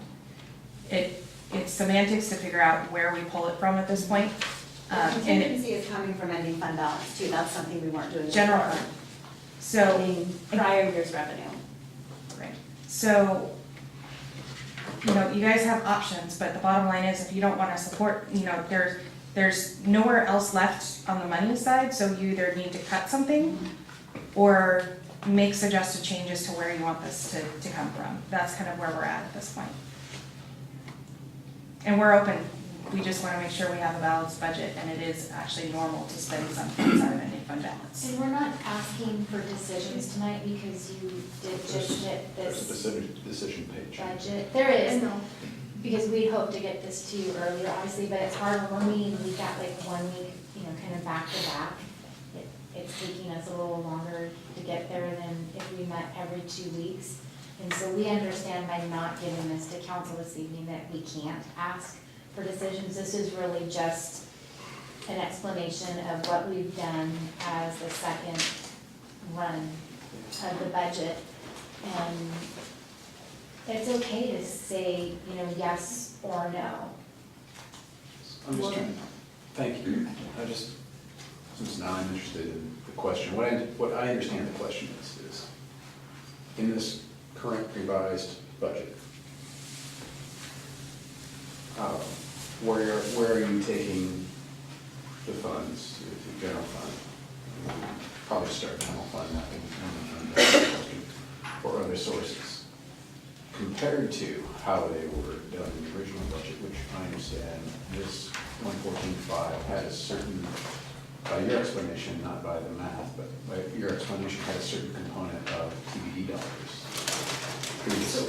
So Is that correct? not tied to the 114,500, that was just purely to operate the street fund, to keep it afloat on just the general operations and maintenance, so Okay, people. my question is about the origin of dollars between this document we have in front of us Correct. and the prior draft. In comparison to this 114.5. This 114.5 was an expenditure Correct. in the original budget. Correct. But what I understand has changed is the revenue or the appropriations to support 114.5 and the old version versus the new version. Nothing's changed. Nothing's changed around this 114.5, Okay. nothing. So it's still general fund. It's still coming out Coming of from- general fund as an expenditure and into the street fund as a revenue. Okay. Then, okay, so I get that. So then I guess maybe it's a bigger picture question, just trying to understand the question. I'll just kind of explain that this revised budget includes appropriations from ending fund balance that the prior draft budget did not. Correct. Okay. I think the confusion is, what I'm understanding is that we just don't know fully how that appropriation is being dispersed, or if it's backfilling only sales tax, if it's backfilling only the TBD decision, which might be protracted in the future. So that's Trying to why, understand what's been changed. that's why I keep going back to the biggest change that has been made, which is the 257, 154 to fully fund the contingency. That is the biggest, if you go and you look, so within this budget, you have the 1920 requested column, and then you've got the proposed. So we didn't take anything out, everything is exactly the same as the first budget that was received is in that first column, and anything that was revised is gonna show you a delta, positive or negative. So if it's something increased or was reduced in cost, you're gonna have the comparison.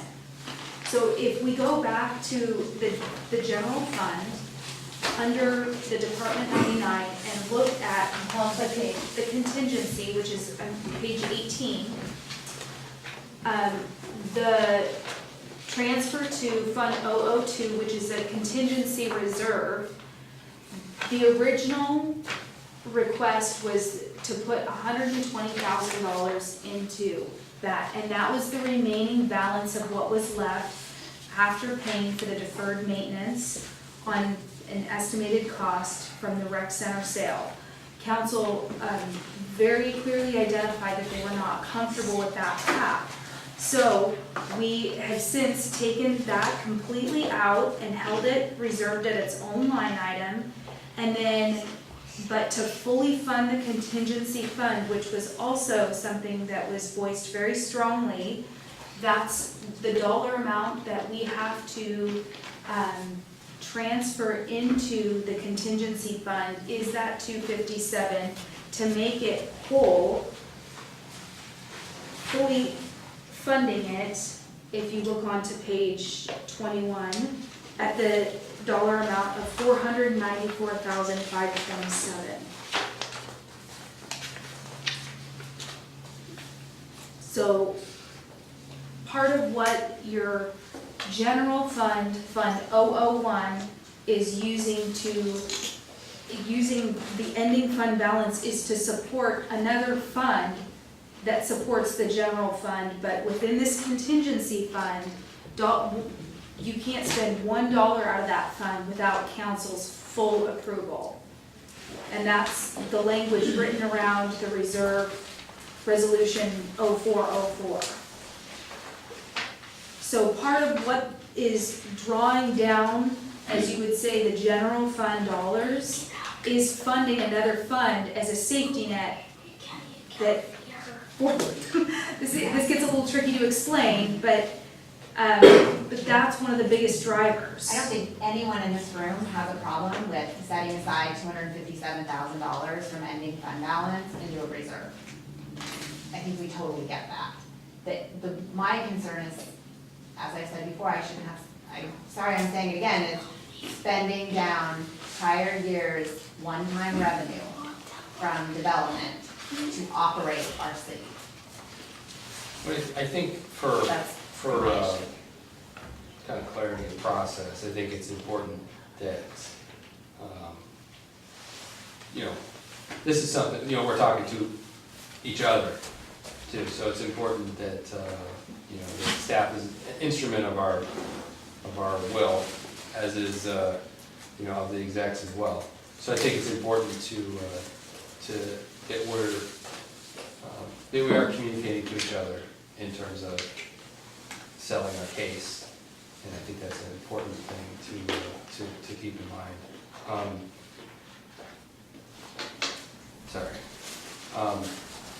Councilmember Remington. I really appreciate the principle behind what Councilmember Hamlin was saying, that we shouldn't be using, just monies carrying over to spend on basic things. But I'm also keenly aware that in any budget, there is a lot of movement throughout the year, from one fund to another, maybe something underspent, something else that you were overspent, you just move money to help cover it. For me, the bigger question is, do we have a healthy budget? Do we have a good reserve, contingency fund to help cover things if we get in trouble? And do we have other things balanced? And here, the fact that we have a very healthy contingency fund, I think we're all in agreement that we need to do that. And I'm pretty open, even in my personal life, there's times we've got plenty in the bank, and we said, how do we want to spend it? And we have a lot of choices. And that's really what we're talking about here as council is, putting in policies and getting this budget to move forward. To me, I think we're getting closer to what we want as a council, what we need in a budget. I think certainly there's more pieces to be added later, especially with the transportation benefit. I think that as we get into that, it's going to help us out down the road, but we're not there, and we still need a balanced budget. So I feel more comfortable, even though I stand by that principle 100%. I think that's really important. But I think we have some extra dollars. You can manufacture how much money you have left over at the end of the year. You can tell departments you will underspend your budget by 1 or 2%, because we're going to use that money to do other things. So So there's choices to be made. The fact that we have some monies that we have available to use for other things, I actually feel pretty good about it. Because I've been around when there wasn't money to even discuss this, you know. So I think having this kind of healthy discussion, and as Councilman Kaplan said, we really appreciate how much you've engaged us. You know, we've had an opportunity to bring things forward, concerns, and you've immediately come back and made those adjustments. This particular one, I feel pretty comfortable with using some of those dollars to cover some of those shortfalls, even though some of those fall into things that we'd normally like to see paid out of the general fund. But I also understand that things are moving around and that we could simply move some things, so we said, well, we weren't using this, we're using something else. But I feel more comfortable with it. If we didn't have a good, healthy, and balanced, maybe that's our real discussion, is what should it look like? You know, is this too low? You know, what does that money look like? And you never know. Are we gonna continue to have great revenues for 5 years? Is it all gonna come to a squeaking halt next year? We don't know. So I think having a good reserve is important. And I don't wanna get away from principle, but at the end of the day, we're trying to balance the budget. And I see how hard city staff is working to make that happen. I think that what you proposed here, for me, is very reasonable. I would like not to have to spend a couple of those things, but I think we could play with the budget, move things around, and make it look like we weren't spending the balance, but the money's there. And so for me, the question is, what do we want to spend it on? Are these things important enough to actually spend it? You know, we put these placeholders where we said, as council, we don't want you to spend the money until you come back, you know, and I appreciate that. It gives us more say, a little more flexibility as well. But at the end of the day, we have a city to operate and run, and we need money to do it. And it's all the citizens' money. And as long as we have a good, healthy reserve or contingency fund, I'm pretty comfortable saying, what are we gonna spend the rest of the money on? And we did take some, you know, you had assumed some things that we changed, including selling the rec center. 400,000 goes a long way covering these other things. But we said, look, we haven't decided to sell it yet. If we do sell it, we don't want you to spend any of that money until we've decided what to do with it. That was a big hit in terms of the direction you were going. So just to put a closure on it, I think that you worked really hard and done a good job of trying to cover everything. We're getting that contingency fund that makes us more comfortable. I think that was smart as a city to say, let's prepare for the future, the unknown future, if we don't have revenues. But we also have expenditures today to cover, and we can try to get further into the weeds and whether salaries are where they should be, or, you know, whether buildings or maintenance is where it ought to be, or how much to set aside for replacement turf. I mean, those are right into the weeds, but they're important things. But I think this helps cover what you need to be able to move on in our budget. We still have that whole decision page to talk about, and that's going to make potentially other changes.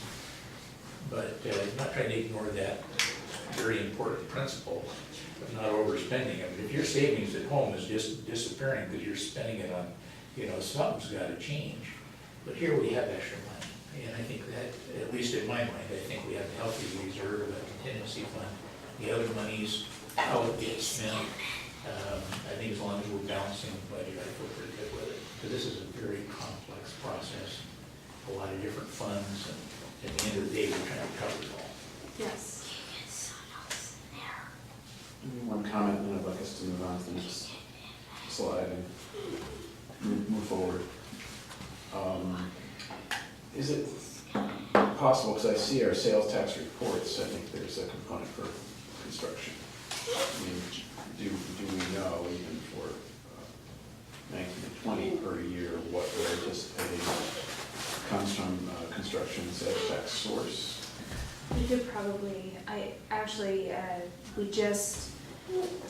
we were reviewing the sales tax that's gonna go out in the next council packet on Thursday, and a new graph is gonna come out on that in addition, and I think it helped visually shows what fields are driving our sales tax, and construction is one of those, so it's very visual, so. I mean, to the point of policy and sustainability, financial and budgeting policy. If we were to consider what is one time. I mean, we have to understand over the course of time how much normal construction have we had, and then of course we can have like a new fire station or something else, and then there's a bit of a spike. So there's some component of construction related to sales tax is sort of not a baseline, right? It's not all one time. It's subject to contraction, just like anything would be recession. And I don't want to burden you with financial analysis, but I'd say, maybe what's council can get through this budget cycle, if you are a council that's focused on sustainable budgeting policy is the way to do it. To have those provisions to designate certain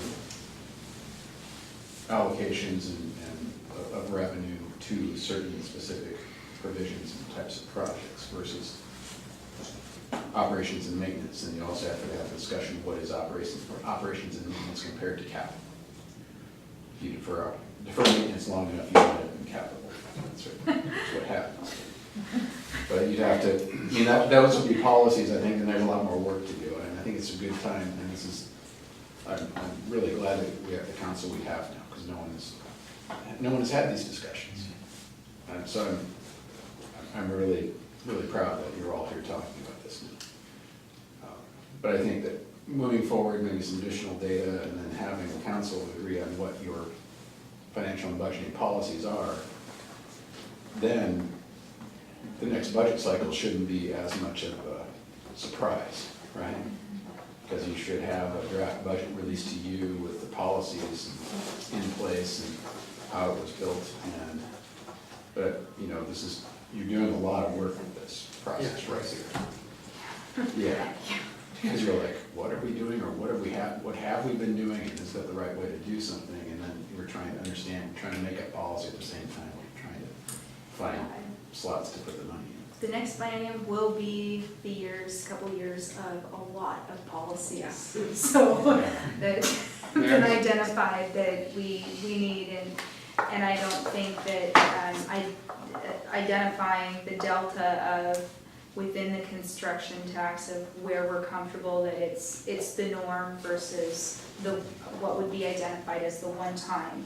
Yeah. And you can assess. Go ahead. I was gonna say to Councilmember Walker's point, and luckily there was a few of us on previous councils that actually wanted to look at this stuff. But as well, and now having a council that wants to look at it with us is huge.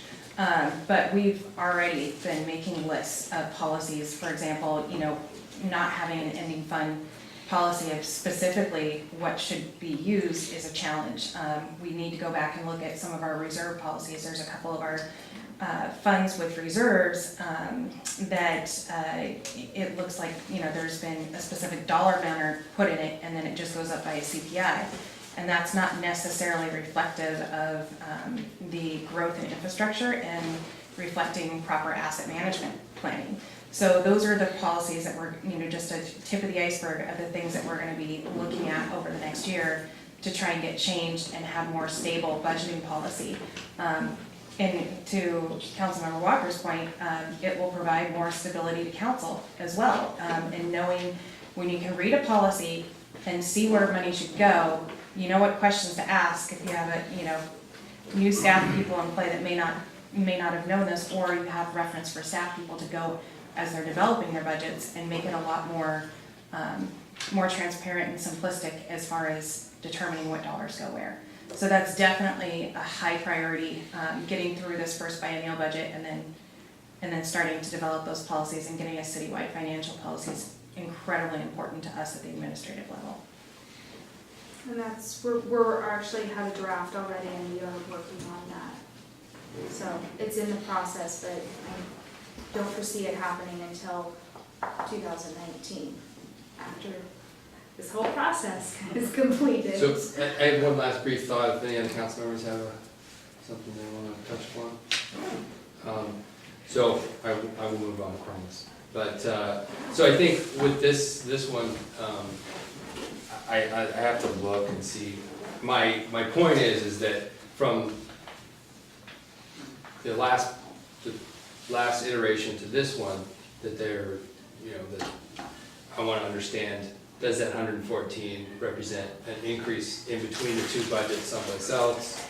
Because that's what I kind of see, because the other ones seem to be, like the ballpark one seems to be kind of a revenue neutral. It makes sense to what the changes we made, and I'm just trying to make sense as how our changes affected that streets and operation budget. So I'm not gonna belabor the point anymore, but I'm gonna, dive in that and look at that and probably have some more questions.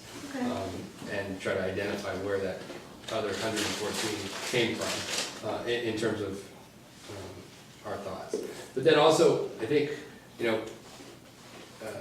when you're constraining a budget, it's kind of like squeezing a water balloon that, that something pops out in a specific area.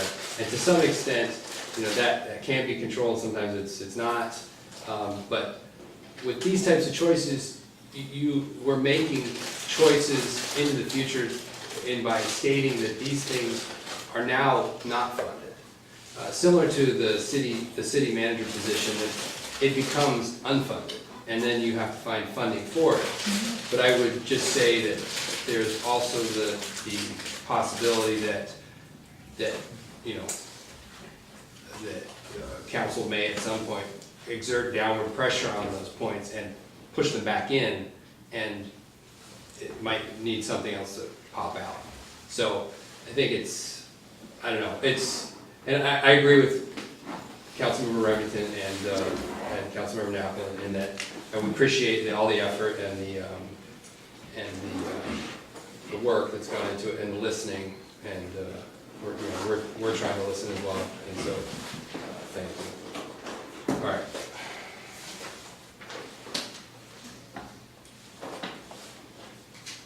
Yeah, I think we're there. But we're not, to be clear, as I said before, we're not asking you necessarily to make these decisions tonight, but if you wanna look at these items, because you're like, okay, this is the type of information I'm gonna need to get to the decision point, then tonight's definitely a good night to ask us questions, and if we can't answer them, then we can go back and do some additional. Help get the information so we can.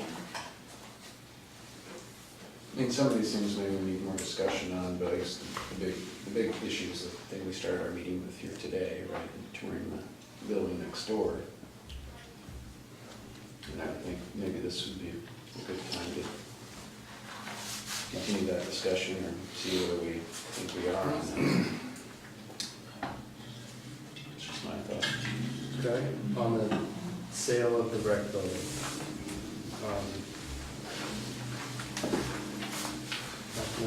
Start us out, please. So, because I have a lot of history with this, we have, in all my years that I've been on council, we've never used this building. And it's been challenging for us, for our budget.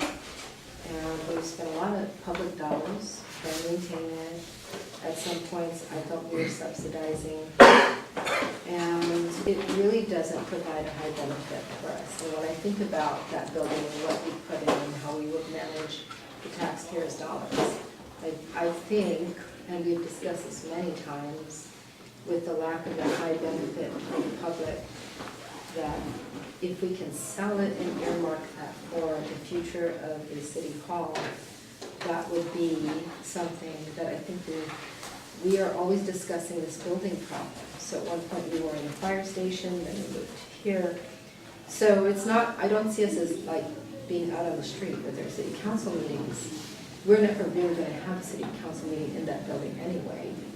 And the sooner we can move to setting aside and earmarking creative the fund for the city hall in the future, which is going to take a while to build up, I think would be prudent, would be better than just sitting and having a constant conversation about the rec center and spending more money on it and not utilizing it.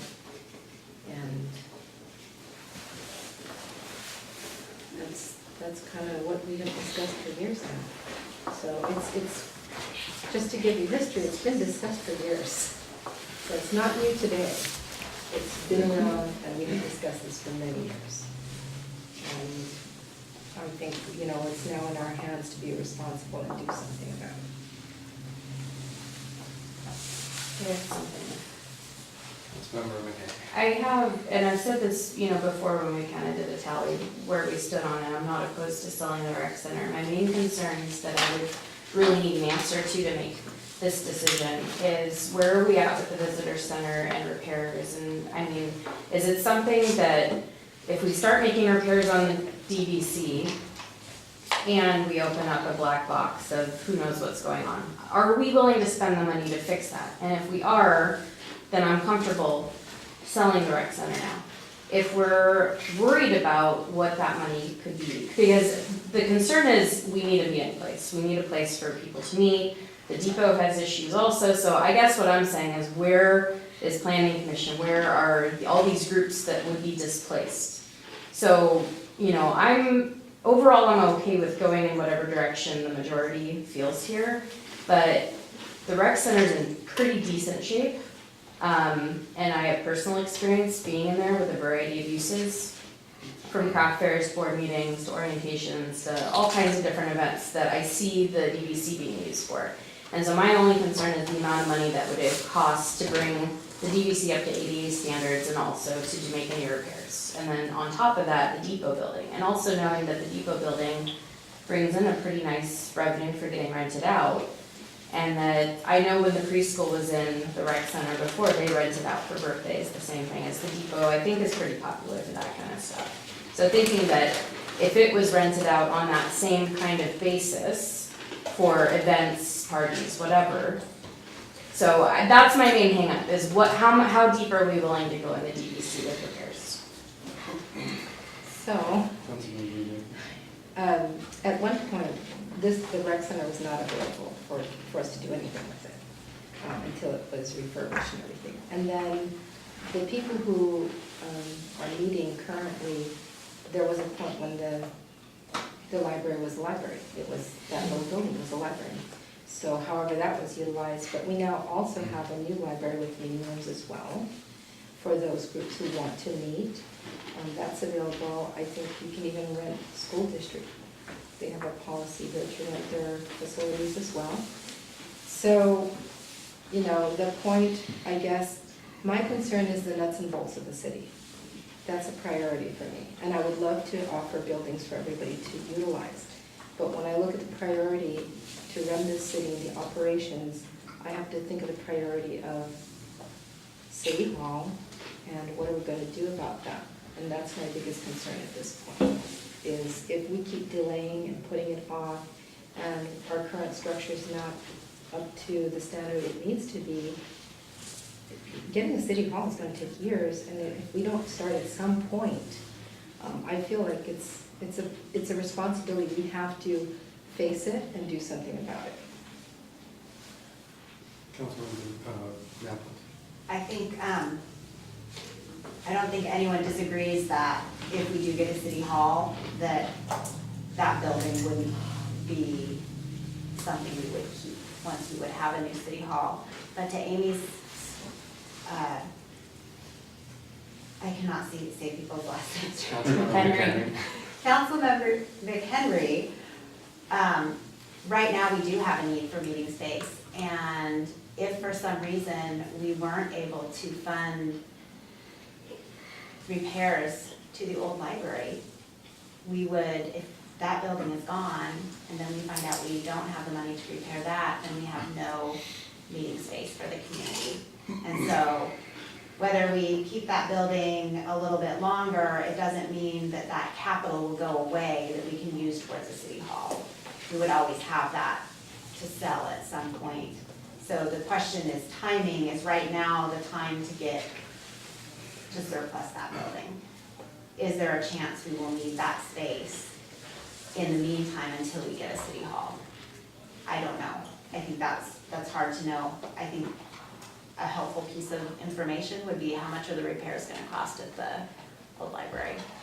So we understood, and obviously we don't know that yet.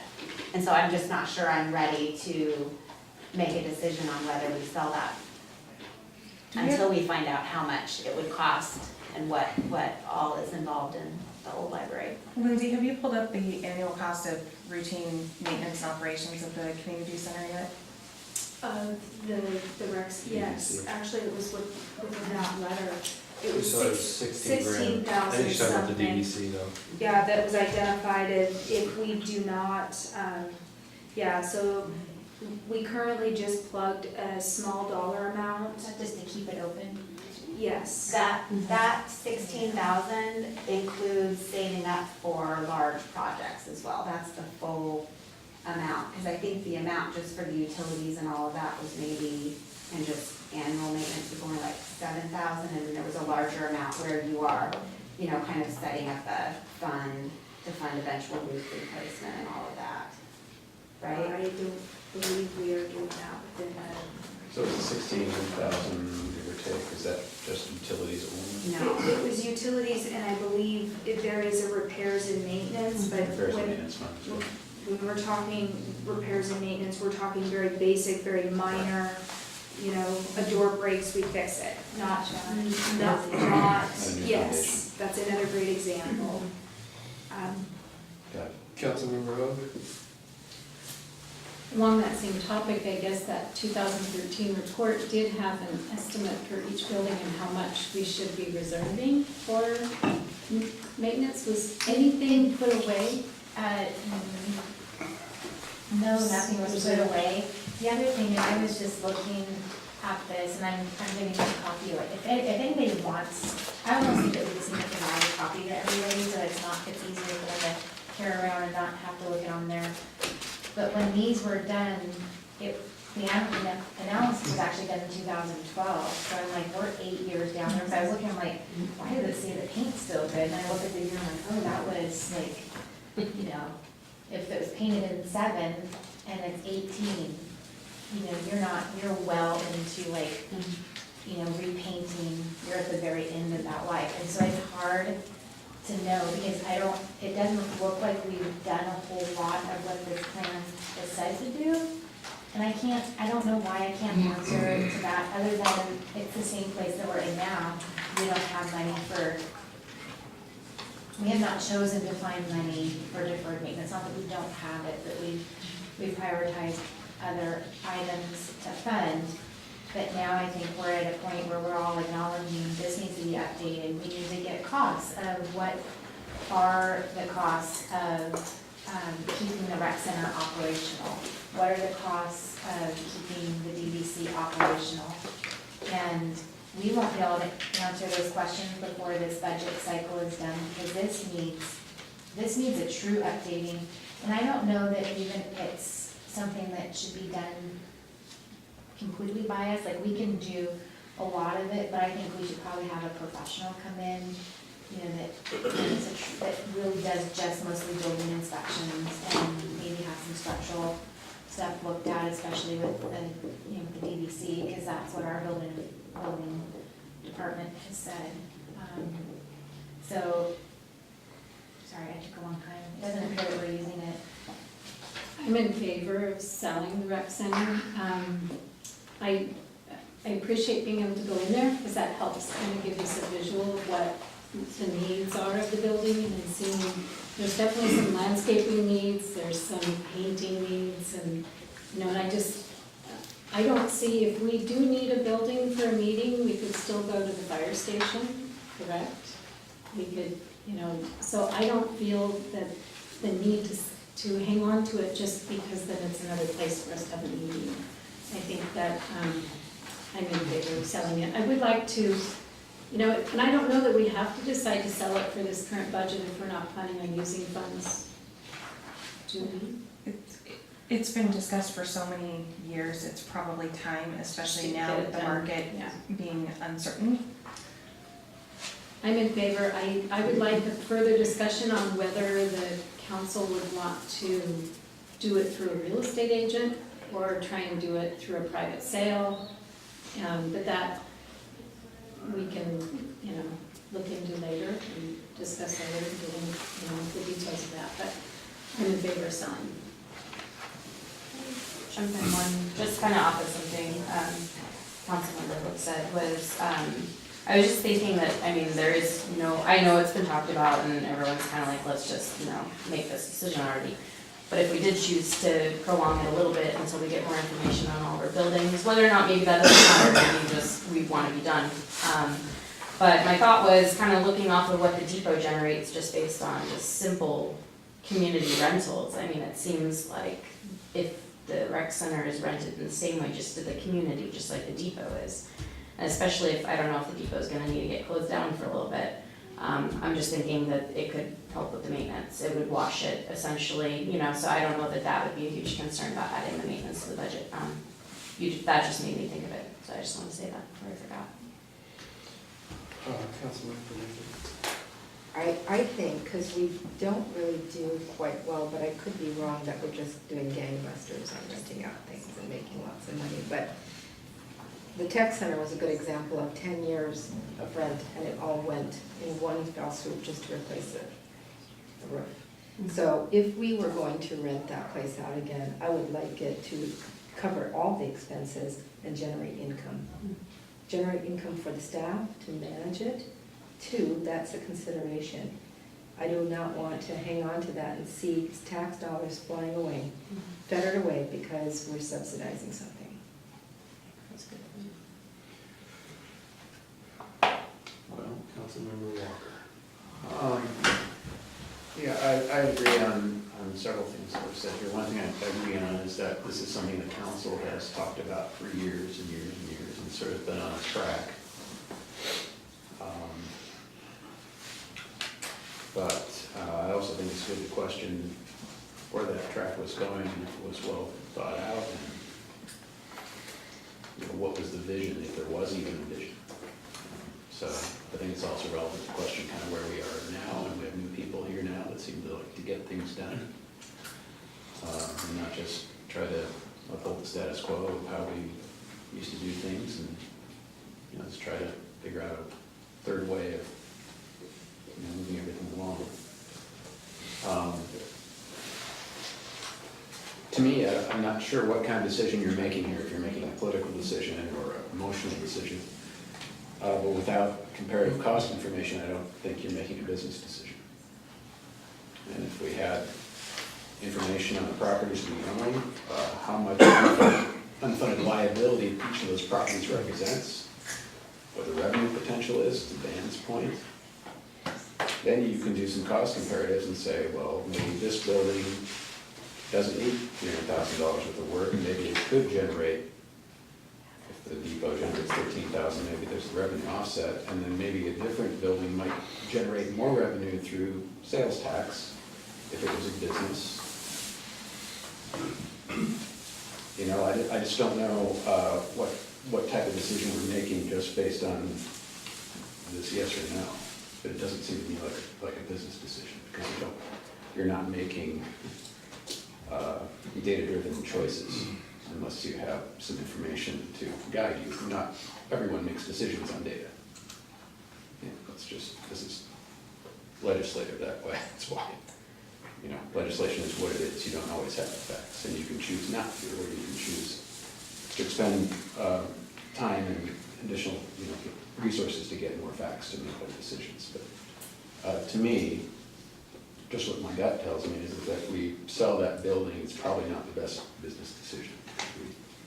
There's other buildings like the old library on Main Street that it's going to need at least $200,000 or more worth of investment.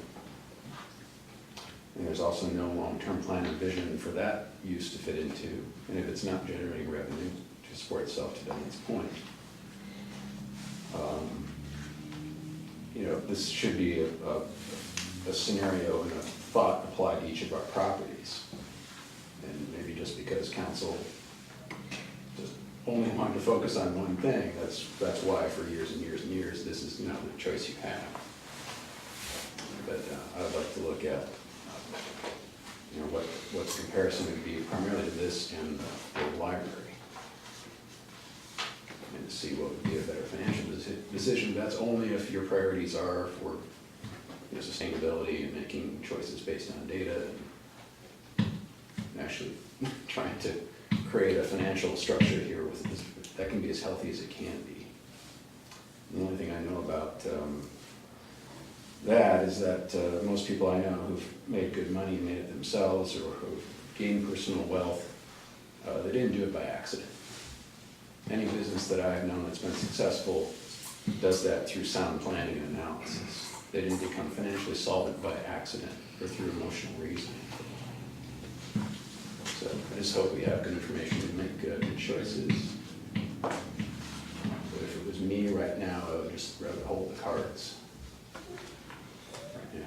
So Councilmember Walker, I just want all the council know, so we're gonna definitely put a copy of this by the end of the week.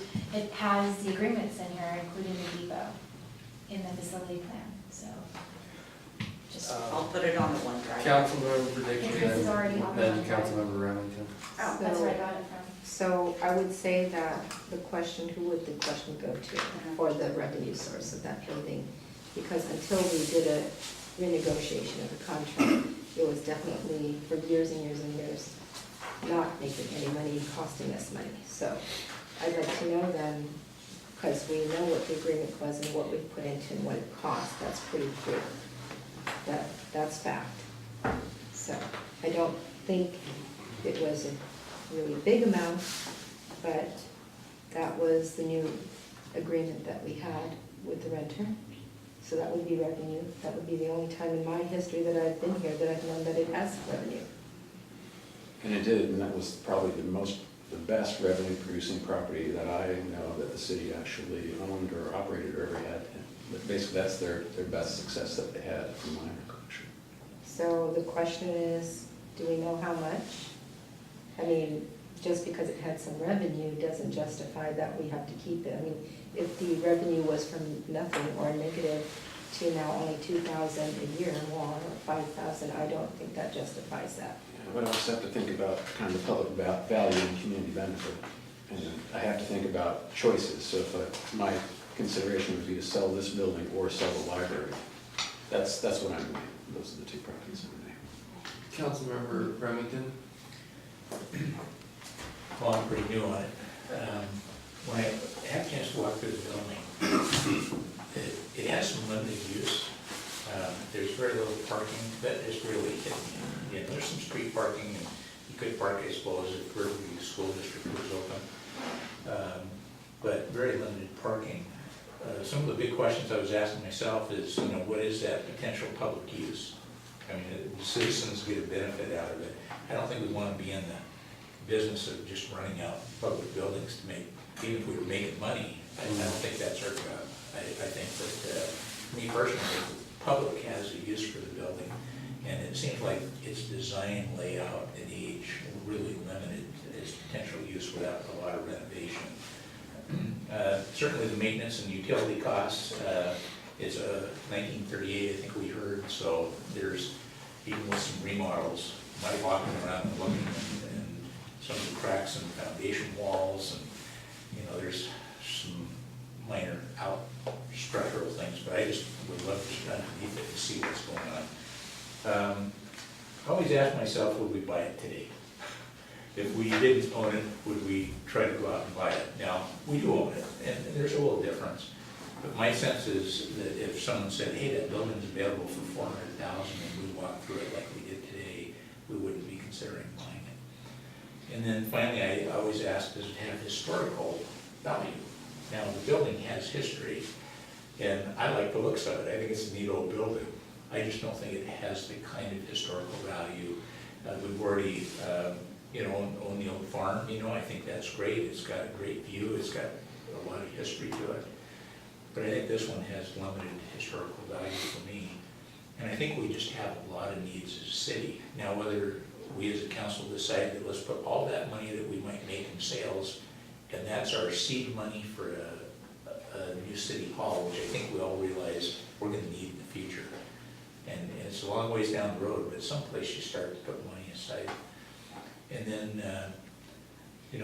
so at the end of the day, I think I really lean towards selling it. Okay, I've struggled with it, but I can see the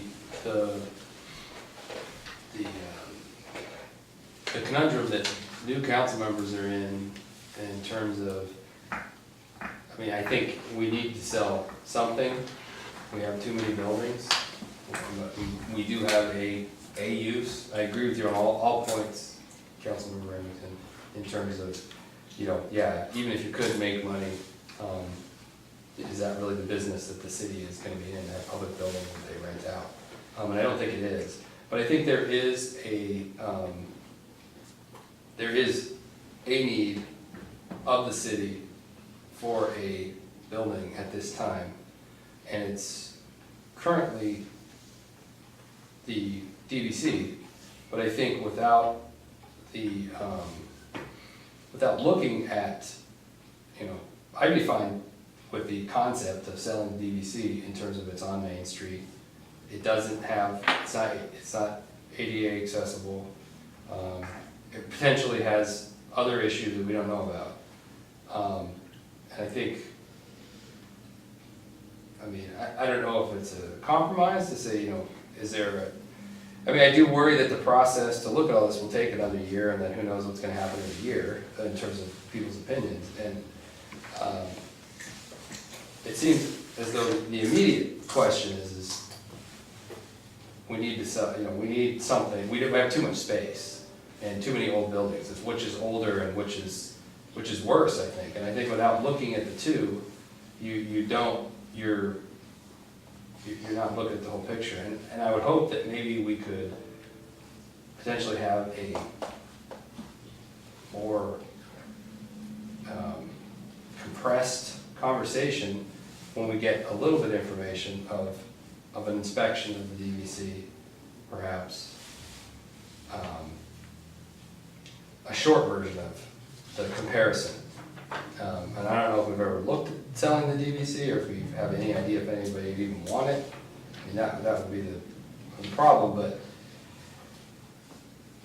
I wouldn't mind having a short discussion, not a, you know, epic year-long study question between the two, because I think there's a limited amount of data that could inform that decision between the two buildings in terms of the cost to keep them usable, and then, you know, discussing the use that we do have for the two buildings.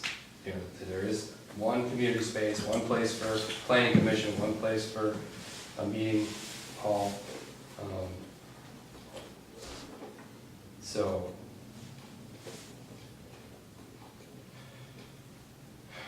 in that regard, you know, I think I'd want to see us, like I said, in a compressed way, look at the two buildings and then just pull the trigger on one of them. I think that I can talk with Brian tomorrow and see if we can have WC3, who is our consulting building inspections, and we have a building official, and if I can get an inspection of both of those buildings, it might take up to 2 weeks, but if council wants me to do that, I can do that.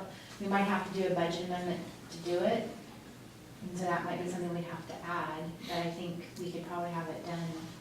If you're purely looking at just, you want to fairly, I mean, we could probably actually get a fairly detailed building inspection done. Would be my guess. What we won't have is what are the costs to repair those things. That's not something that they could provide. But at least you'd have an assessment of what you're, would really help me. That would help me.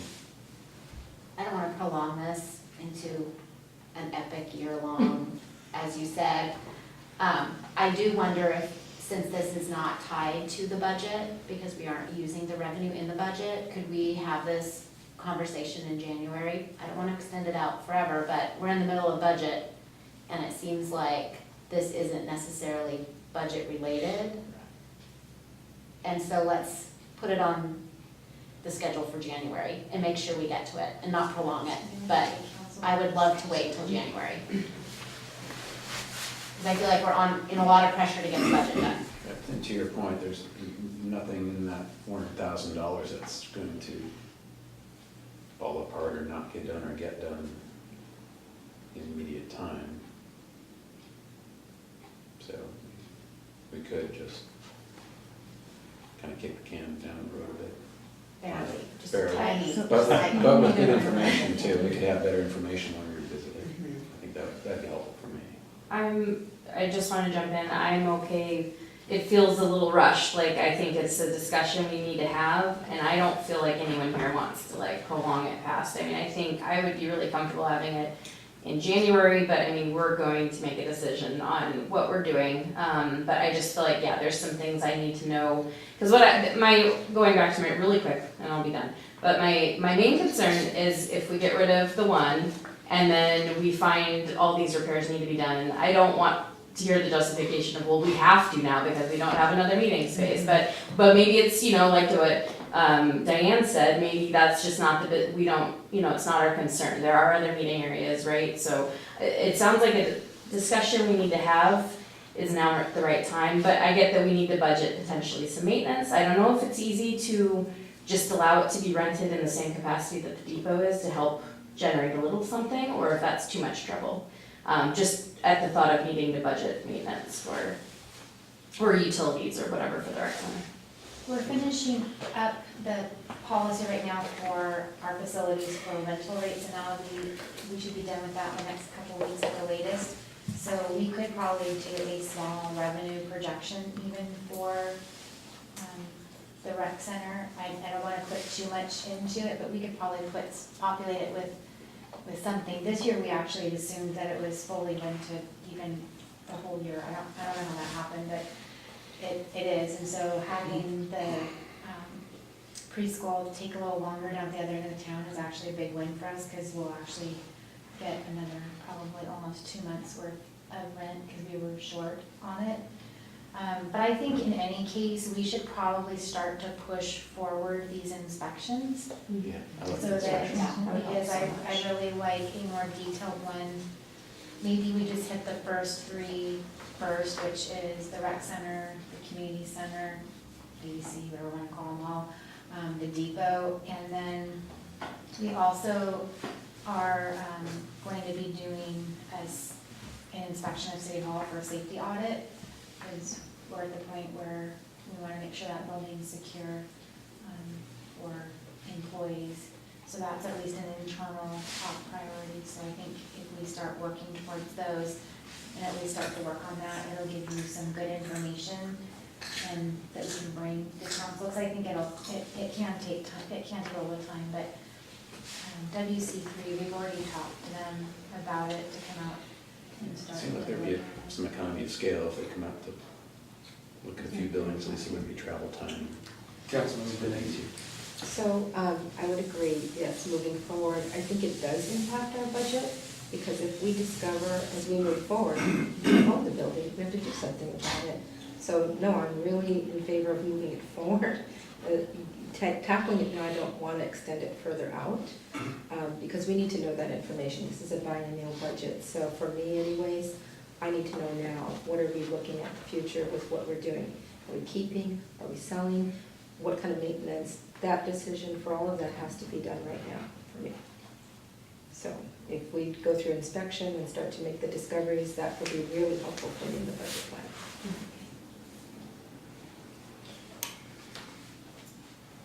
Yeah, it's just not as time sensitive to me. I think to the point is that we should come to consideration of how to narrow down our inventory of buildings. Because we just can't afford to keep all these buildings regardless of how beneficial they are for the public. But we are in the public service business, and public meetings are public service. It's a service we provide to our community and part of the taxes they pay. And I think some of the expectation of government is that they can come and share and use a facility in a meeting room. Is a nice thing to be able to offer. So I think it'd just be good to have something, more information guide that decision point and where we come to a decision, but. You could find that you might need to sell both of them, Yeah. that maybe, and you don't really know, and planning commission, we've rented out the space, at the fire station on several occasions, the city council, used it, it's not really good for city council, but for planning commission, it'd be totally fine. But I think to your point, Laura, the first thing you talked about is the depot. Now, if the depot needs like $200,000 of work, or who knows what it might need, maybe we can really only afford to keep one public meeting space, and we might need to only afford to keep one type of other building building. And maybe we even model the interior, and planning Yes. commission can go down there. I mean, I agree, there's a lot of So, moving parts. I just think more information would be helpful, what costs the depot, the condition of the DVC building, and then have a bit of more informed and focused discussion. If we had all that information now, I think to Diane's point, we'd probably be ready, I would be ready to pull the trigger on something. But I just don't want it to be some emotionally based or some time-based reasoning of why we just need to get something done now, just because no other council has gotten it done in the past 8 years since I've been here. That's not my reasoning, it's not emotional. No, I'm just It's a saying fact. that's my perception. I don't know what the reasoning is, but I would need more factual information to make that decision. Well, to start out with, just to be clear, when we put this in the budget, we put in 50 for deferred maintenance, 50% for deferred maintenance, 50% towards capital facilities, and then putting money away for City Hall. So that's how it ended up in the budget, and that's how the conversation has continued, because council decided that you didn't want to use the money for those other purposes, but you were continuing the conversation. So that is why this is continuing to come up, and, your decision is your decision. But it was in fact tied to key pieces of the budget in which we had to make significant changes in order to rebalance that budget as a result. Okay, so I think we've beaten that horse for now. Do you want to talk about any of the other items on there? I'd like to float the idea of the sales tax to be part of the package that goes out, or complimentary to the TBD in spring of next year for police. So I believe we could do like a 0.1% sales tax increase, and I think it's, to my point earlier, I think it's something that, what we're seeing in the general fund is, this year particularly, there was a big increase, and I think it's I don't know, I think that's a reasonable spot. I think it addresses what's happening. Like I was talking about my analogy of the balloon, I think that the police is a lot of the pressure in there, and so I think we should appropriately look for funding for that pressure. So. Yeah, I like that idea. I like 2-for-1 specials. So, if we could do, you're saying 2 ballot measures?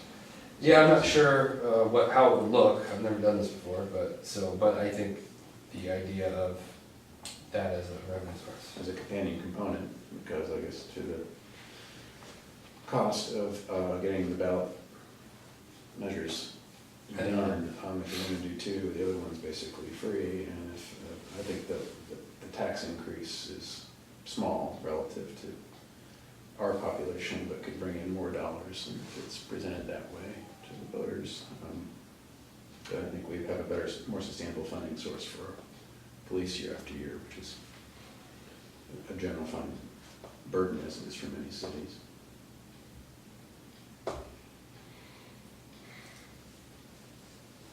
Councilmember Remington? Well, I think we need more revenue. And, I don't know if I necessarily want to pinpoint one thing that needs it. I do think when you go to citizens, the more specific you can be about where that money is earmarked, whether it's a transportation benefit district where your money is going to help your roads, or whether it's going for emergency services. I think that helps our citizens to get their head around what we're trying to do. And I certainly do support really looking at some of those new revenues. We had one citizen that got up and said yes to both the revenue sources that were being discussed at council, both the sales tax and license plates, which surprised me. You don't get many citizens that stand up and said, we want to tax ourselves for these. But I think a lot of this discussion we have has to do around revenues. I do appreciate that we've had some pretty good increases in revenues here, both the sales tax and property tax. And that, we're spending a lot of money. I'm still getting my head around exactly where the money goes. But I haven't seen anything just in particular that I just said we need to cut this out. Because that is one of the options we have to say we're gonna reduce certain expenditures. But I look at what other sales tax are in the region, and if that's what the question is, I certainly think that looking at some new revenue source through sales tax would be appropriate. Councilmember Napoli? Are we going in a circle? Sure, I am, I'm forcing everybody. I That's feel fine. like, I'm running the meeting, I gotta do we that. have such strong revenue right now, it's just really hard for me to Okay. suggest to the community that we need more. When it came down to, you know, the tabs or a sales tax for the TBD, I would choose sales tax if I'm forced to choose one. Police, I do believe that it's a struggle to fund the police. That part of the budget has gone up significantly, and I think our community appreciates the service, the high level of service that we have. So if we wanna put it out to the community and ask them if they wanna continue supporting that, then we'll let the community decide. So what I like about it is it goes to the community and they get to decide. So, I mean, it keeps us below 9%, we'd be at 8.9 if both pass, which is significantly lower than where most people spend their money. You know, most people are probably paying at least 10% when they, and so, and really most of the tax in this community is really taxing the residents. And this is the one piece that we get help with. So, I'm not a huge fan of tax increases, but the fact that this would go to the community and they can choose, and that it does allow sharing the cost beyond just residents that live inside the city limits. So that's where I stand. Okay. Councilmember Hope? I don't think I have much to add to, I appreciate what you both have said. But I thought the same thing, that our sales tax is so much lower than other communities. You know, so if we were going to do a tax, I think that's a good way to go. So, and yeah, so I would be in favor of bringing something like that for the community to decide, so. Councilmember Nikki, you have to say something. Then you bypass. Oh, Bypass he it. went before. I was always in favor of the car tax because $20 seems very reasonable. And because it was going to go directly to a place where the taxpayer knew that it was going to go there and not get redirected. So fairly straightforward. So I'm fine with the $20 car tax fee. As far as sales tax goes, I don't think it has a huge impact on people here. A lot of people shop outside of Duval anyway. So it's not going to really impact them at 0.1%. Can I ask one question, because the clerk asked me to, so I appreciate that. If you are looking, whether it's for the TBD or a combination of the TBD and the public safety tax, it does make a difference whether we put it on a November ballot versus a spring ballot. What's the difference? Cost-wise, the spring, I have my piece of paper, it was like 17 A lot there. more. Yes, it's a lot more. Got it. So we'll just say that. Also, more importantly, is the timing of everything, because in order to get something on your spring, which usually happens everything's backdated like 2 months with elections. So we would have to have a resolution in place, pro-con committees selected, their statements, the ballot, all that stuff has to happen like in February. And so, being as, this has been a hefty budget process and we may continue it for a while. I don't know if we're gonna be able to get to the point of doing the resolution, to Councilmember Naplin's point, adding additional stuff on top of council in addition to budget and everything else you guys have to do by the end of the year. My clerk, Yeah, I think my intent was to. somebody said spring, so that's why I wanted to make sure. I think in terms of where we're at now, if if it's not unreasonable, just to essentially say, it sounds like it's something that we can revisit the beginning of next year. I don't think, maybe it doesn't need to be, because the budget as it's presented here is balanced without that, and that would be something that would be taken into consideration at the mid-year budget, whatever that's called. Oh, Councilmember McHenry, I'm sorry. Before I give my You did opinion, not. I had a quick question. I don't know if it's approved. When would does it matter, spring or fall? Like, would it still take effect at the same time, or? When would the revenue be generated, is that your point? Yeah, so if it's done in spring, if we do it in spring and then the voters approve it, when would we start seeing that revenue versus if we wait until the later, more cheaper, more affordable ballot? I would also caution to remember that the November election always has the highest voter turnout. And being that next year is a non-state election year, turnout is historically much lower than it is during a general election year. And specifically when I was on council and we put the measure on the ballot for the levy and the fireworks, we insisted on it being at the general election because that's when you had your greatest voter turnout and your greatest representation from the people in the community. So keep that in mind as you're thinking about this, because it may be worth your while to wait until a general election and you have more time to discuss with the community what actually is about to occur or could occur. That, and you'll have more support from the community if it does pass either or measure, because more people will have had the opportunity to weigh in and they won't feel like it's been flown under the radar. You hear all the time with special purpose districts, school districts, people understand why they have to do their levies when they do. School districts have a very different schedule than we do, but they don't really have much of a choice where we do, our city does in this situation, so I just encourage you to think about that. Yeah, so I mean. And also the staff workload as well of getting 2 ballot measures ready. So just based on, what staff had said, obviously, I mean, it would seem sooner is better, except for the fact that it would be too much of a push to try and get it done, but that's why I was just curious when it would take effect, if it would even matter, all that push for nothing.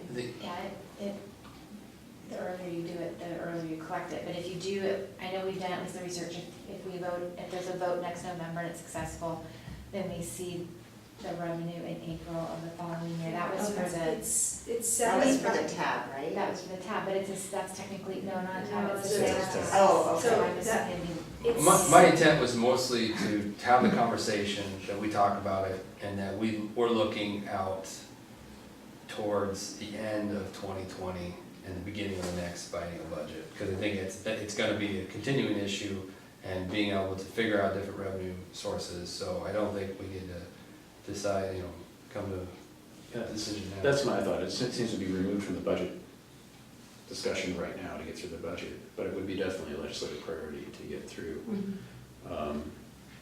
What I hear, maybe that's one thing to prepare staff for, is that we seem to have a consensus of having the 2 measures put to a vote. But the question would be when. And I think if we came back as a council and made this as a different discussion item to give guidance to staff, probably just before the end of the year, that would probably do it, because otherwise we'd have to hit it pretty hard in January. Yeah, that's why I brought up Yeah, I the don't timing. I don't think that's a reasonable deadline. I don't think anyone here does. And you want I it think to we be should kinda- successful, we're gonna put it out there, so. Yeah, do you want us to add it as a budget note? I think if it represents a whole bunch more reshuffling and, Doesn't, it's just a budget note. I would say put it on a It's budget just note, ordinance. probably for first quarter, for us Yeah. to at least decide within that quarter, because we do have expenditures that year to do those ballot measures, and we'd have to set when those expenditures occur. Right, and looking at the extended calendar and stuff, you can start plugging the dates in, working your way backwards of when, and then it helps staff and council know, like, okay, we can't wait past X date to start talking about this. so. Just, the only thing that matters is how many annexations you might want to do while you're doing all that. So you have some time. well, hopefully, like we talked about with the, to Jason and, to Councilmember Walker and Councilmember Remington's point last week of, cutting the knot with the, figuring out whether that's gonna be something we move forward with, that longer process, or if we, with the annexation, I think that will, clarify things a lot, and hopefully we can have also a simple conversation about the buildings, and we're just gonna solve everything next year. That's a problem. Sell everything.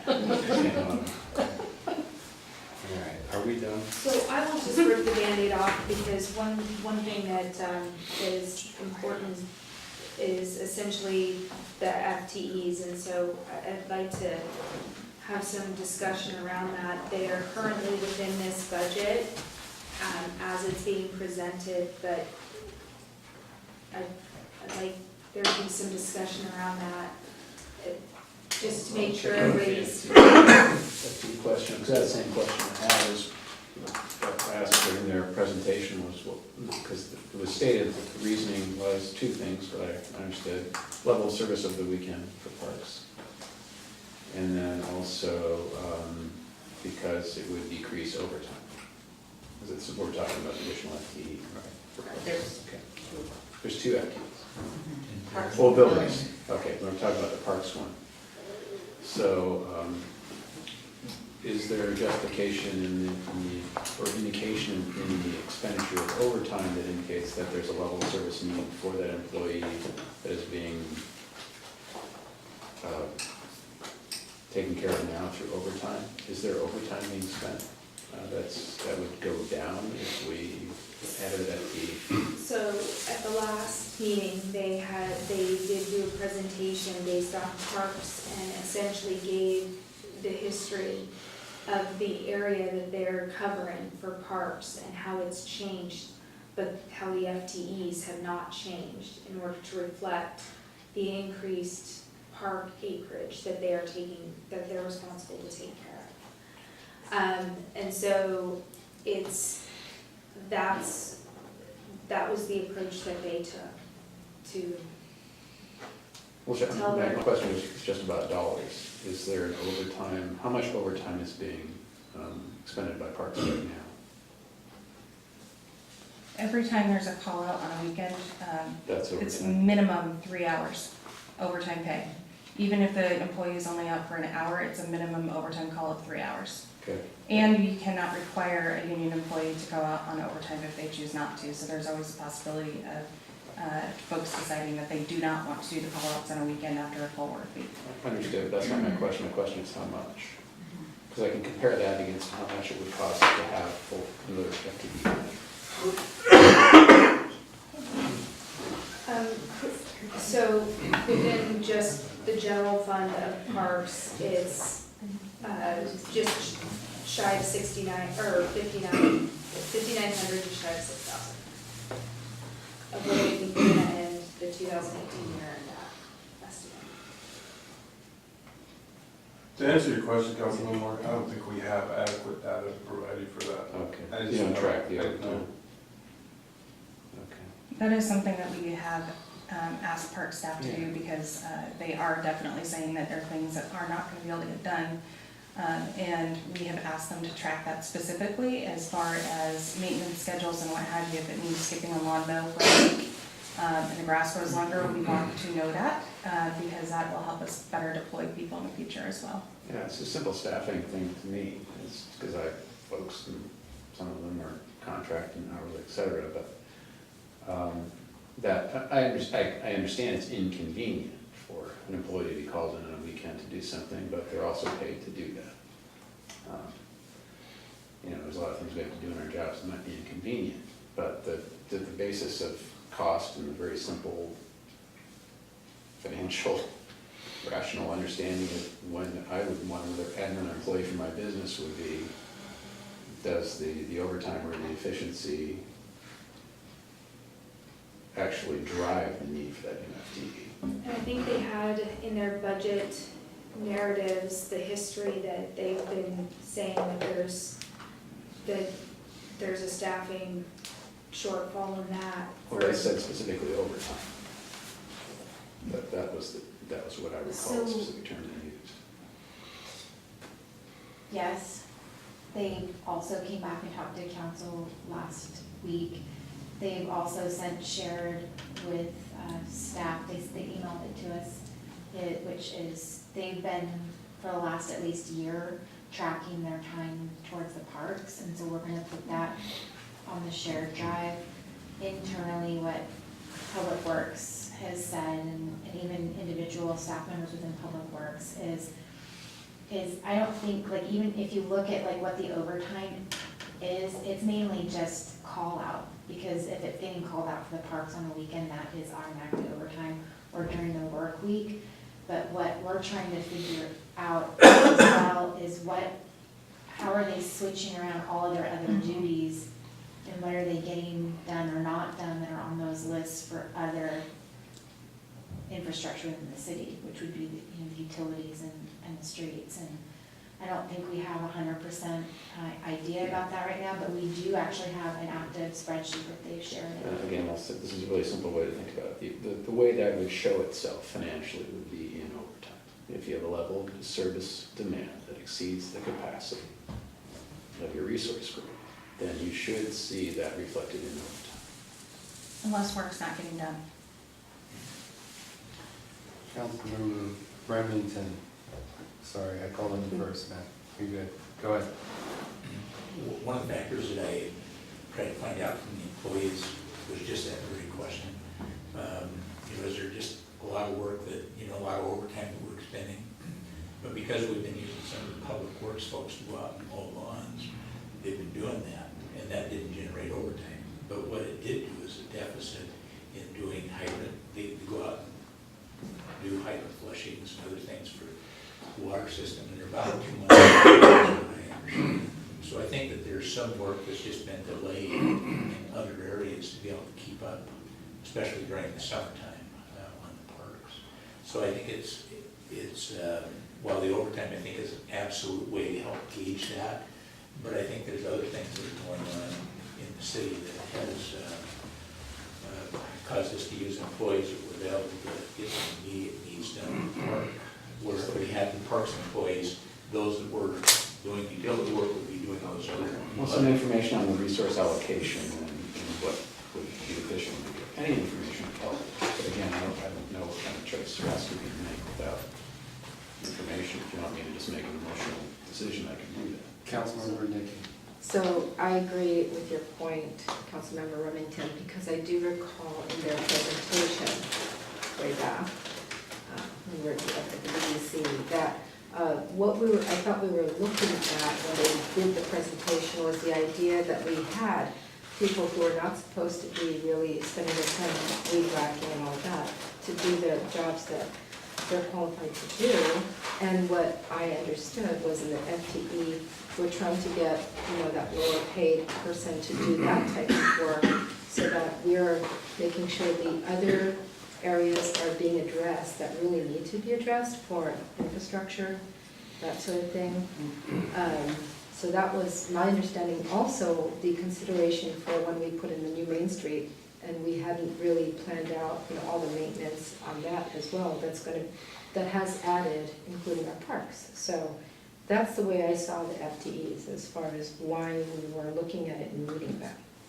Have we looked at seasonal versus full-time? Because I hear it's more of a seasonal need, it's more just for mowing. Yes, you were here at the last council. No, I And so absolutely. that, Okay, so give our seasonal workers. so the seasonal What is their workers place is today? becoming a greater challenge because the ones that we have had for multiple years are getting to a point where they no longer are going to return, just hitting a point in life. And we had a third seasonal position open this year that never ended up being filled because that job is so, it's just. And our second seasonal was only here for a certain part of time, but what I want you to share with council is what is the allocation of that seasonal. It's not parks per It's se. about 80% storms. storm vaults and streets, 20% parks. That's where they spend their time, the seasonal. Why wouldn't we have them spend time in parks? Because there's more seasonal maintenance in parks. because they're clean, they're, Cleaning store. Mowing it's, ponds. it's our pond in the Mowing- summer. mowing the edges of Mowing the and pond. edging. Leaves up a lot of mud in Mowing, edging. Councilmember Kaplan? Did you get your question answered? Mm-hmm. You waited, okay. So I like to take a very disciplined approach to making decisions, and I feel like I don't have enough information, and I don't think it's because there isn't an effort to provide it. I just feel like there hasn't been good tracking. And so, you know, we have a lot of big projects that just wrapped up that had been, you know, distraction isn't the right word, but it had been consuming time, I would imagine, as they're ramping up new projects and, For our crew? yeah, I mean, they had to learn how to run the machinery at Big Rock Ballpark. There's a lot of stuff that's been going on. Okay. So, when I look at adding an FTE, I see salary, benefits, everything that goes along with it. And when I looked at the budget, in the last 3 years, our salary and benefits for the general fund has gone up 31%. So that's why we're struggling, because we're spending so much money on salary and benefits. So I understand the need, that it feels like we need another FTE, maybe we do. I just feel like we really need to be disciplined on, is this the best way to get the work done? To add an employee that will be needing salary and benefits year-round. When so much of the work along Main Street, you know, the streets, that's going to be summer work. The parks, that's summer work. Storm cleaning out, that's summer work. Is there a possibility that we could use a contract or have seasonal employees and just have a better, other people find ways to hire summer seasonal workers? Maybe we could find an agency to help us find seasonal. I don't know, but I just feel like we should probably explore that before we expand our FTE count, because as I said, salary and benefits, the dollar amount we have spent has increased by 31% in about 3 years. And so that's part of the reason our budget isn't sustainable. So it scares me without a very careful look on, is this the best, most economical way to get work done? Because it feels like we need more work done. How do we do it? Councilmember, or Mayor Rockland? Thank you. I would like to just make note that this position, they've been trying to get this position since 2009, I believe it is. We've had a lot of infrastructure growth since then, and you have a 20-year employee who manages a crew who's been asking for this for 9 years to relieve his staff. And so this is not something that's cropped up, and I would ask council to give weight to the professional opinions of the people that are on the ground doing the work on what they need. So thank you. I don't think I'm denying I'm not that saying there's that either. work. I'm just saying we need to look at the possibilities to get the work done, and there might be a more economical way to do it. I have a Councilmember question Brodnicki? for the mayor, because is there any limitation with contract work at all for public works? Yes. Because it is. And in union. fact, this position, it's amazing that it actually got through the union. And that was a big positive aspect of that position, at that wage getting through the union and getting union approval. So that was a huge lift for staff to get that through to begin with. And there are limits on contracting, so it depends on what type it is, and I would have to go specific and look at the union contract as to what you can and can't do. But you can't, I know you can do some with approval of the union, sometimes you can't, but oftentimes it becomes a collective bargaining issue. And we did have a landscape company before maintain Main Street, is that correct? And that They- was So within the union acceptance, I the assume. union has allowed our seasonal workers, and when we have the Main Street contract, and just, I don't have to be fully transparent, I think I've said this at least once, Public Works did request that Main Street be maintained by others, but we asked them, to choose between Main Street and parks as well, because we knew that we couldn't afford both. I think it's part of the resource allocation deficiency now, because that used to be done by a contracting company, and then that became internalized, right? It did, and that's a street, so that would add money to the streets fund if we put that contract back, that's not a parks asset. So that can be done under streets and not parks. Correct, yeah. I'm learning a lot of these things as I go along this year as well. And so we can relook at that.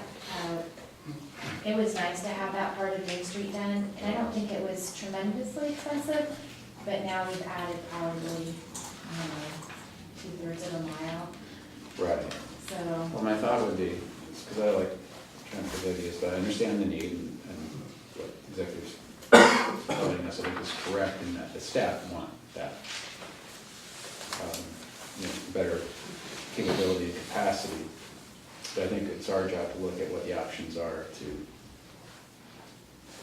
maintain level of service standards that people would expect. And I would think that having a nice Main Street as our presentation to the visitors and maybe also the folks that live here, but primarily the visitors, and if we're talking about economic development and keeping a nice downtown, I would like to see whatever we choose to do with this consideration of parks to address that need, or maybe we can contract that need and reduce the capacity issues that the parks maintenance people are having now. I'd like to look at the contracting aspect of options. I also like to look at the seasonal aspect of options. I think it's nice for any person to have I had a seasonal job at Sales Center. I was a gardener when I first moved here, and it was a great opportunity, and I think that's a good opportunity for people to Are you try a asking, career. so a What seasonal would that worker look is like as a just staffing parks? allocation plan? Well, that's what's being asked for, right? Is it parks and The buildings? full FTE. Yeah, so I'm just asking though, it's not another seasonal worker that's broken up the way it is. No, it would be it would be seasonal labor that would supplant the need for this FTE. I think what I've seen in my day job is that when the economy's good, it's hard to find seasonals. And it's just the labor market's pretty tight right now, and it's pretty easy to get a gig. So I think that's what creates downward pressure on those seasonal positions. Just as a tidbit from what we've seen, we had a lot easier time up north getting seasonals 3 years ago. You could get, quite a, and then this last 2 years, it's been very difficult to get folks to show up and then get them to stay for the whole summer.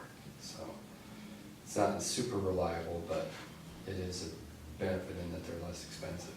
Yeah, I think we'd also need to probably step up the recruitment efforts a bit when we're looking for those positions and really get the word out to people. I think that could help us, I think, in our ability to get some folks. Councilwoman Vicki? So I have a question, because yes, the labor market is very tight. So if we couldn't get the labor and we're not doing the FTE, then does that look like our option, closing park or something, or what is our next option? Closing down services, Definitely not bathrooms? prepared to answer that question Is that what this they evening. do? I mean, that's what I see cities do. So from my perspective, learning through this budget process that things like our hydrant inspections are lagging, the fact that our parks people also do safety inspections of all our equipment, we have people qualified to make those inspections. From my perspective, if we don't have a position filled and we can't get seasonal maintenance, that parks maintenance goes down in favor of that infrastructure as far as making sure our hydrants are working properly and what have you. So from my perspective, that would be my decision-making process, because you're dealing with public safety. And appearance is, we need things to look nice, but it doesn't do any good to have things look nice if you have hydrants that fail, and other infrastructure that's failing. So from my perspective, that would be where I would direct staff to make sure that they are not letting those things fall behind.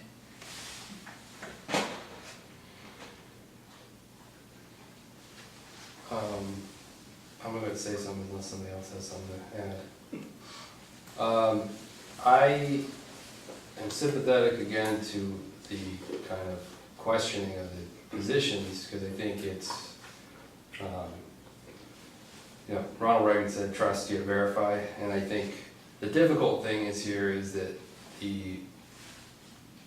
I do trust staff's judgment that things are not getting done, or that they're getting pushed around, at the expense of other things. Our parks is, you know, causing a deficit, but, it's important that we create a system that we can show these allocations, not just in estimations and approximations. I mean, it seemed like much of the presentation for Public Works was, we feel like we've got a lot more parks, we feel like we're doing a lot more, and I'm sure that they're close to the truth, but it's definitely our job to say, I mean, to some extent, you know, show me the numbers. I feel, as we have it put forth, I mean, all that being said, I would support these positions with the understanding that we institute a more regimented and exact system to document what people are doing. And I would also like to see, but I don't know if this is reasonable, I would also like to see that you don't have 8 people that do everything. I don't think that there's efficiencies there that I just don't think that, I think that there's efficiencies there of work that we could be doing. But I don't know that without those other, without that other documentation. So that being said, so first of all, I would support that with the understanding that we're gonna do a more rigorous job of tracking our time, not just something that sits on top of the process, but it's integrated into the process. And then the other thing is that these 2 positions, if in the next 2 years from now, 2021, when we do the next budget cycle, and we don't have that 300,000, these are the 2 positions that are gonna be gone. So just to be clear, the building one is not a permanent position.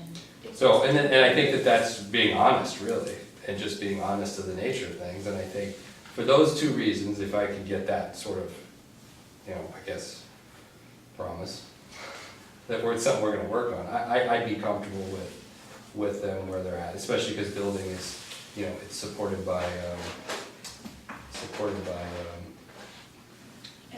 permits, development. But I would say, prove it to us. We need to see some tables, some numbers. I don't think we trust you guys, but it's also our job to be like that. So with that, I think that's it.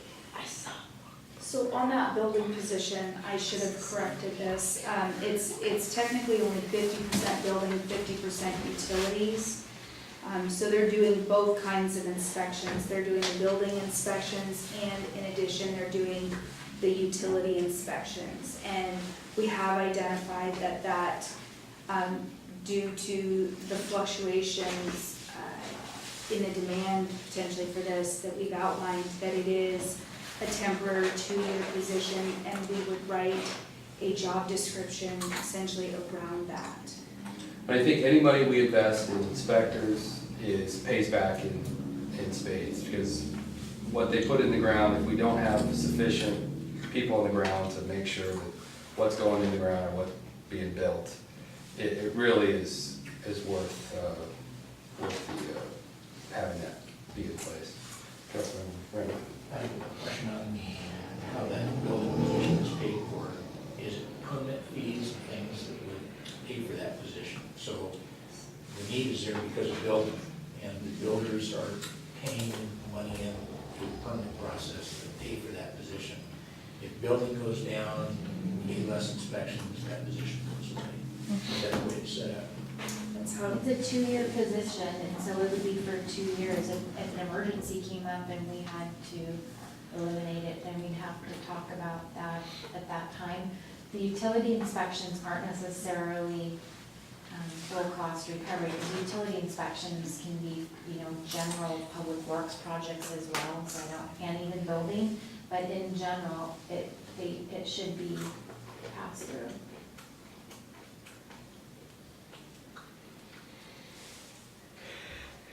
right. Anybody have anything else?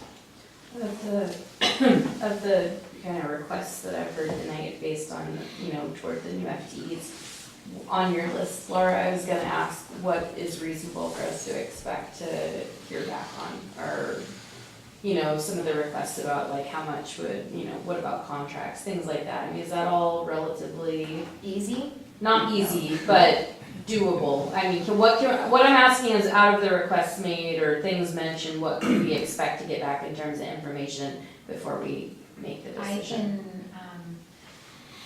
there's a couple of things that are going through my mind. One, I have to be cognizant that we have a union contract and what can actually be contracted out, so I have to talk with the union. So that's one thing. I wanna see are they willing to have a seasonal worker only for park, so that's another question.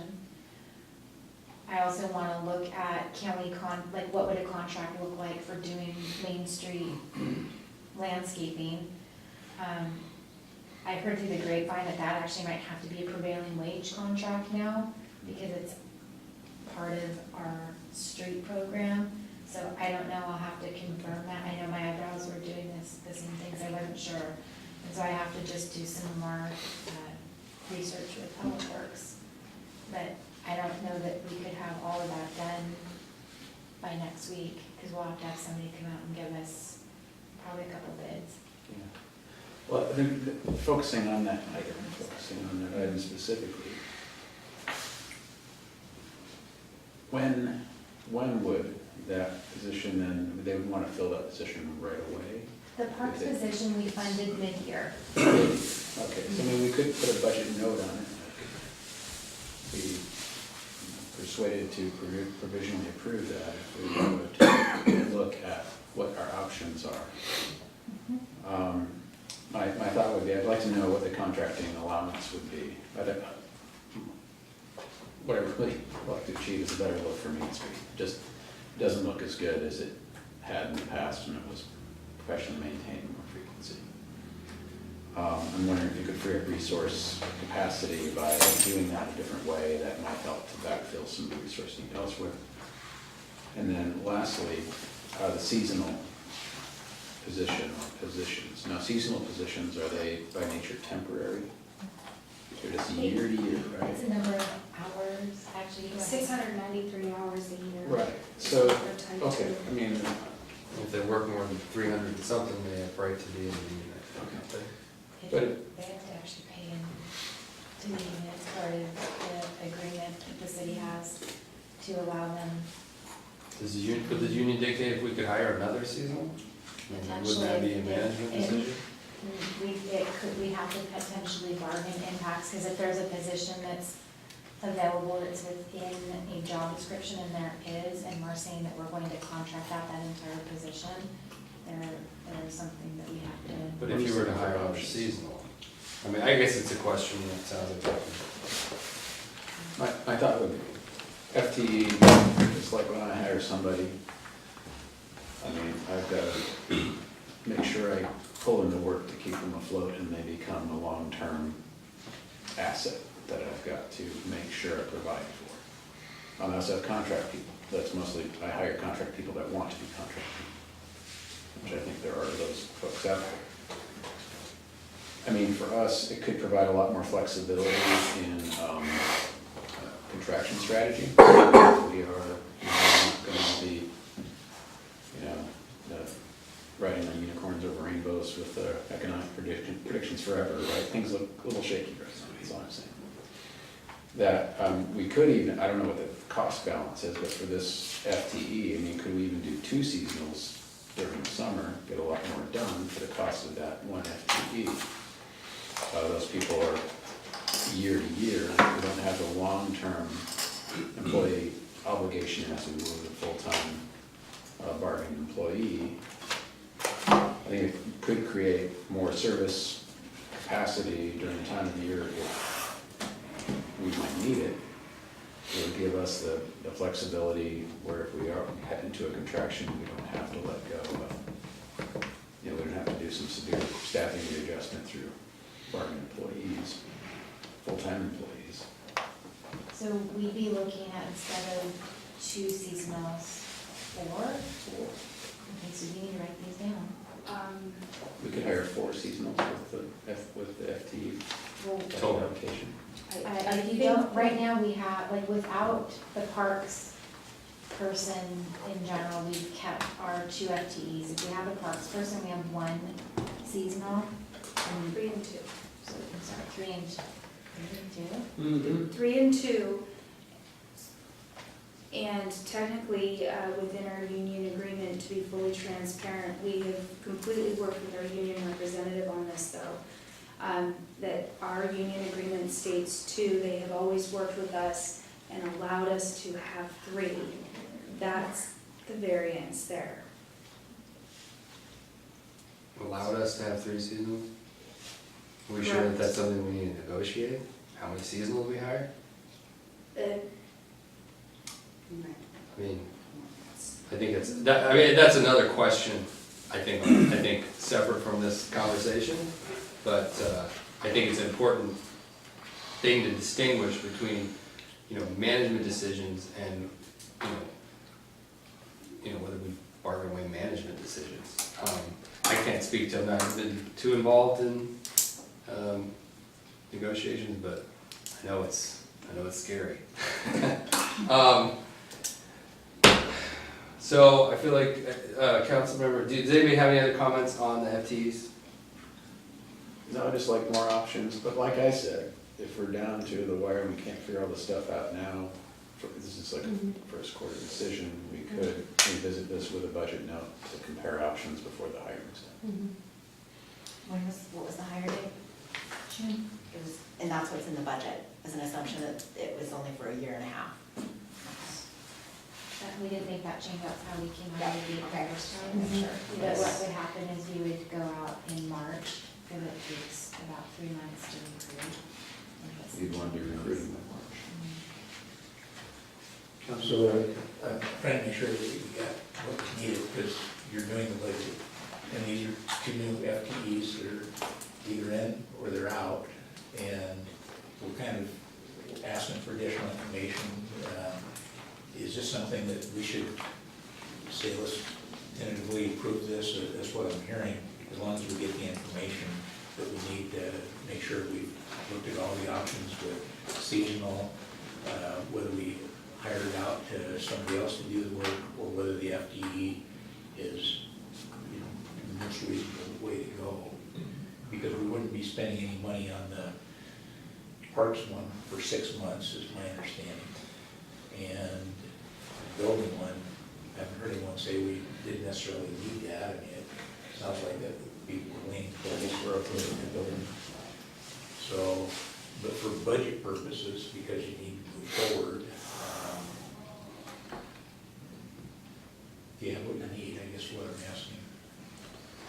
And I think that goes back to council to ask, do you want to see, because I wrote everything down, the contract, the seasonal, are we okay putting a budget note and the fact that we aren't hiring it until June, and then leaving it in the budget and coming back first quarter and having a discussion around that, or? Finalization of budget allocation for the FTE position. I just didn't want this to come out like when we were on the 11th hour ready to adopt the budget, and then it's like, wait, so I Yes, just wanted. that would put you up right now. No, this would not. This decision, leaving it and would allow me to move forward, and that's why I know we're past our meeting time, and I appreciate everybody's time.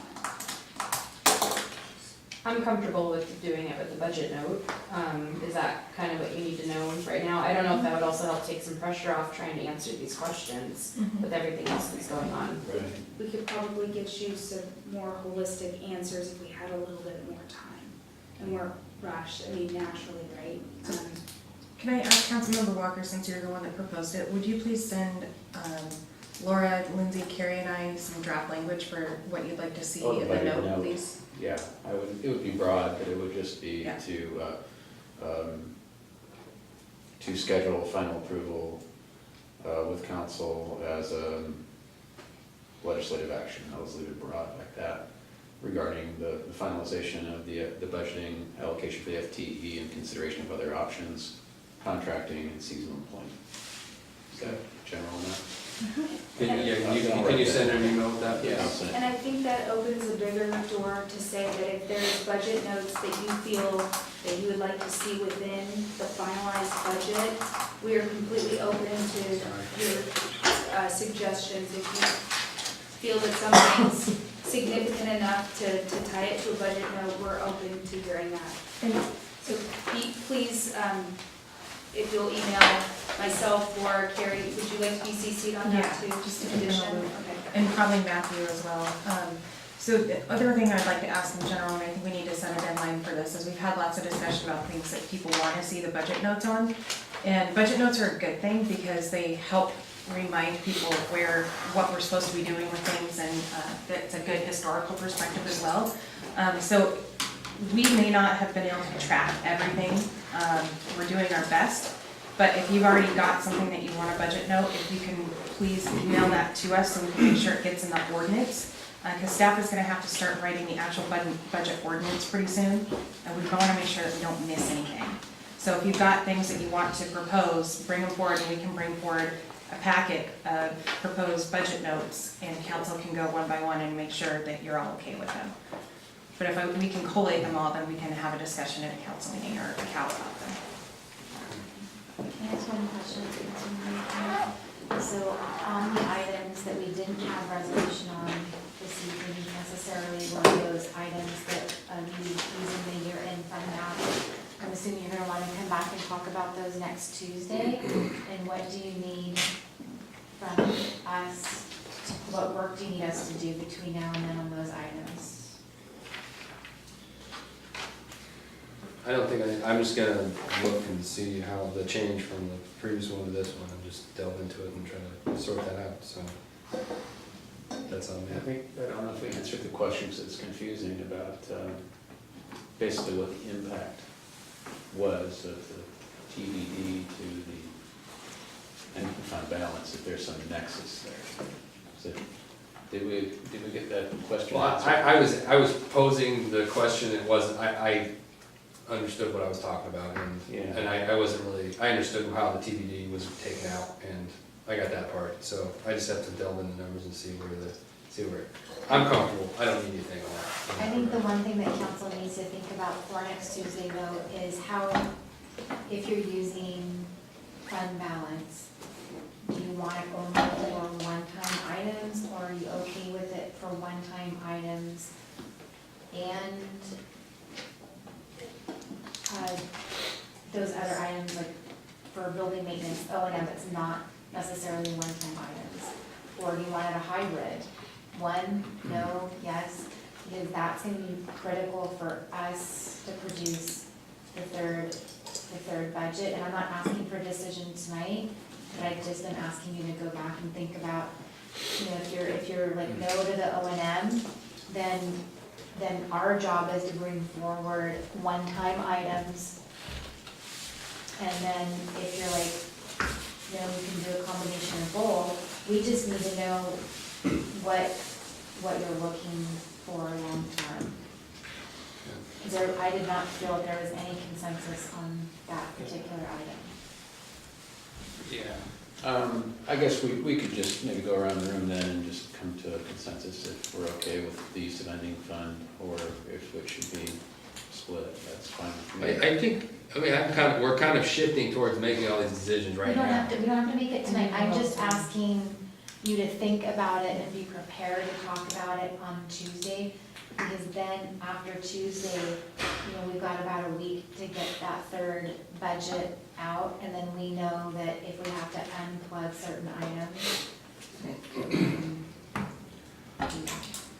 Because if we unplug items, the next things to go are probably we have to look at the positions, just to be really honest.